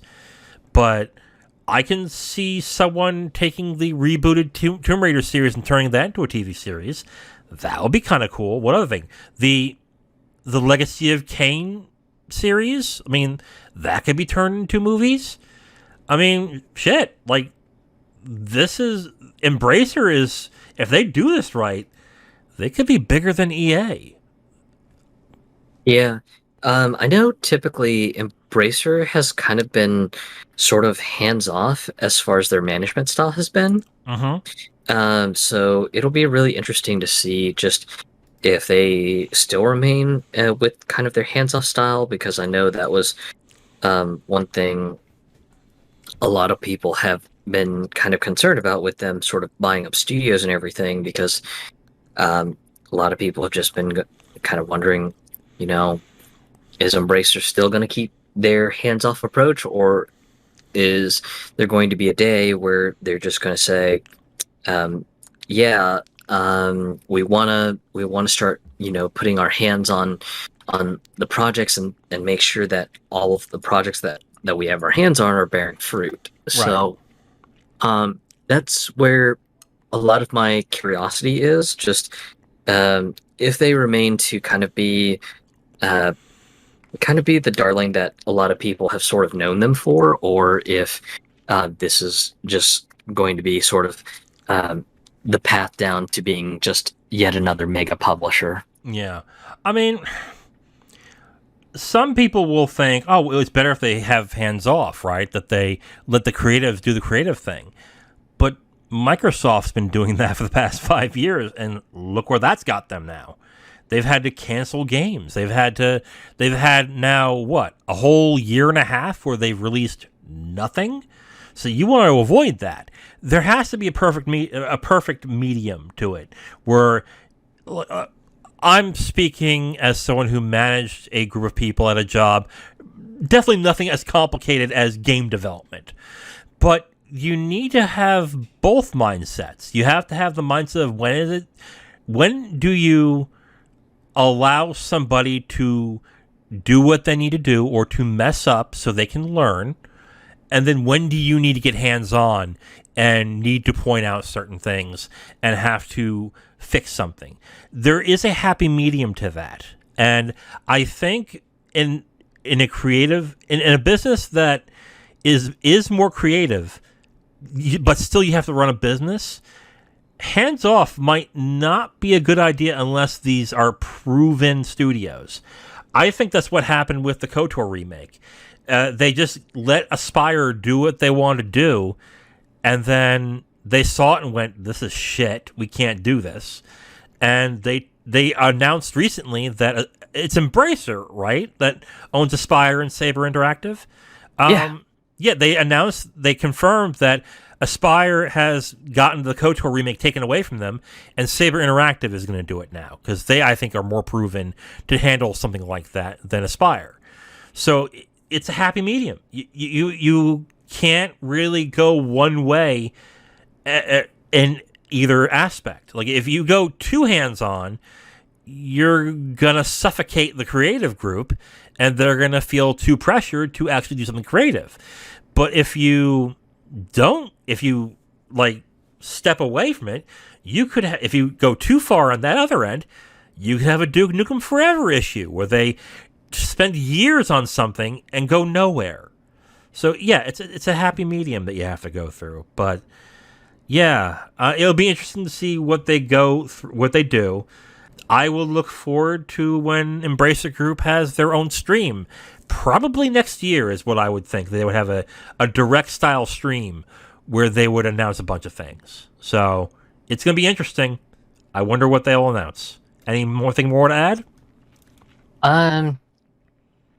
Not really. Just I'm definitely curious on just where the Japanese brands will be, and same for Bitwave, since Bitwave has a couple of bullet hell and shmup IPs that they bought up when some of the studios sort of collapsed. So definitely curious to what the future will hold, especially since with the announcement of Zero Wing and being put onto Steam with some quality of life changes and stuff.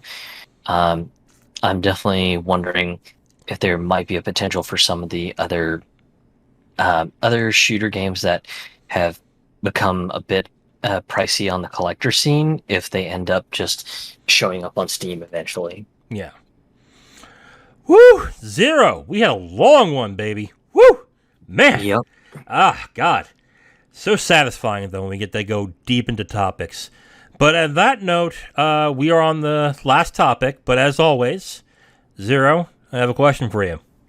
All right. All right, Zero. So we had Gamescom opening night live happen today, this Tuesday, August 23rd. This is usually the end of the summer, I guess, announcements that are happening, because I think Gamescom is the big one that they have for the summer after E3. But this is also the start of the fall streams that happen. And we are expecting, I think, a lot of studios and a lot of companies to have their own streams announcing games that are coming in the fall. One I can think of right away. Nintendo didn't have a big one this past summer, so I would expect a September stream. Ubisoft, more than likely. EA. Sony's probably going to have a State of Play. I wouldn't be surprised if Xbox has one as well.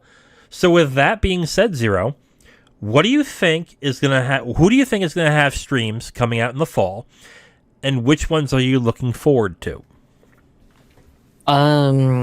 PlayStation should have a State of Play soon, yes. Especially since Q4 will be coming up, and I think with a bunch of the big name IPs for Sony coming out in Q4, everyone's going to want to know what's coming up for Q1 of 2023. Right. So that one, I can say with relative confidence, will likely happen soon. Nintendo, that's another one that's a definite sure shot because, again, just everyone pretty much has a good idea on the holiday plans for Nintendo, but everyone wants to know what is beyond the New Year's horizon and everything for Nintendo. Right.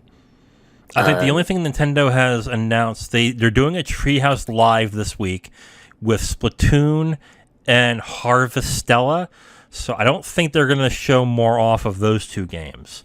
But they definitely have to discuss what they're doing in, like you said, the fall and like January, February. So yeah.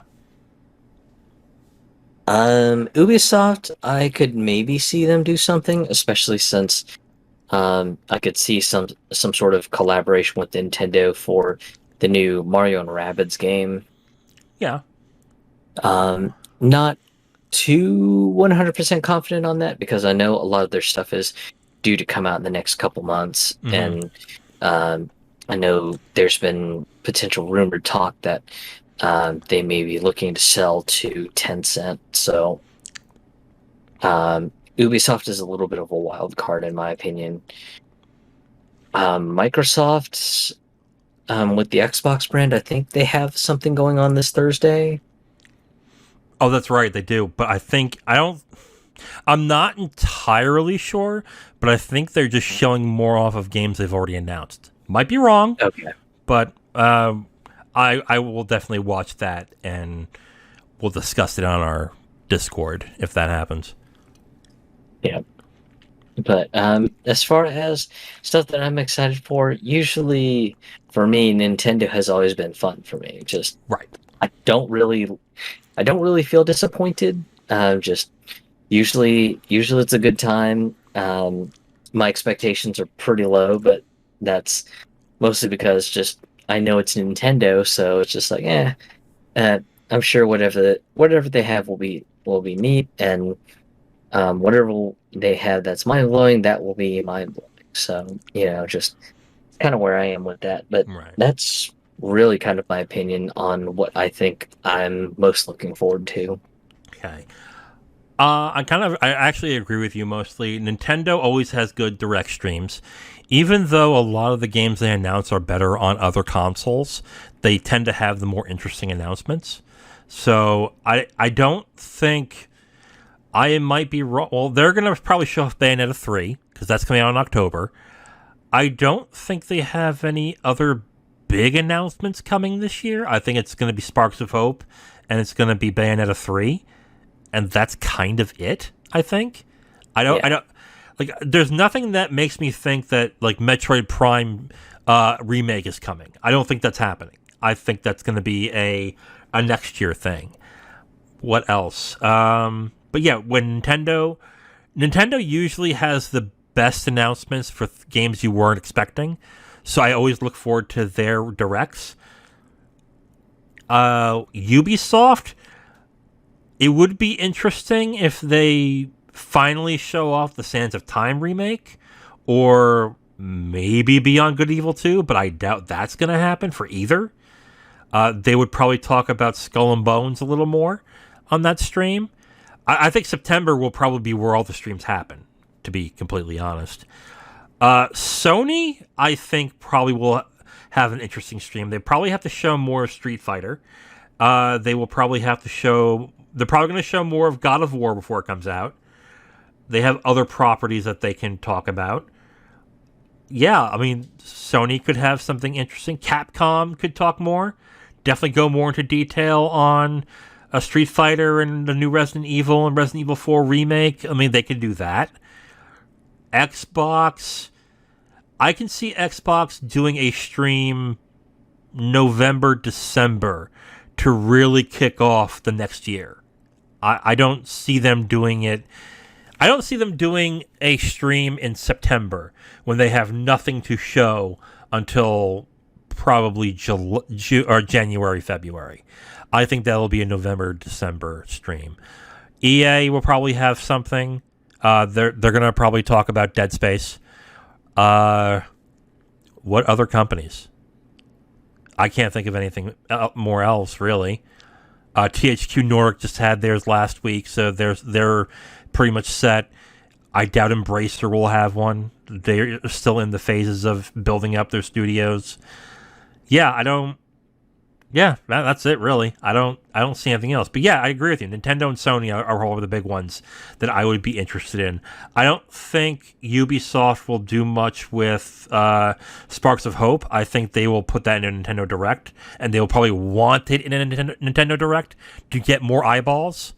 But yeah, I think that's essentially it, really. I would be more interested in seeing what Nintendo and Sony does. They usually have the better games, the more interesting announcements, and I believe that's coming in September.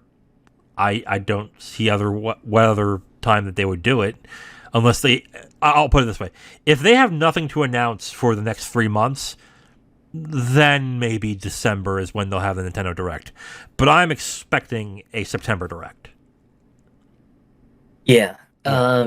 Especially since it's been a little while from an announcement, I would definitely say that Nintendo's got to have some sort of presentation for September. Yes, absolutely.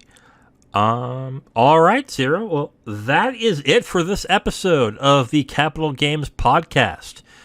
Tune in next week as we will talk about the going-ons and happenings in the video game industry. I am The Wiz. And I'm Zero. And we will talk to you next week.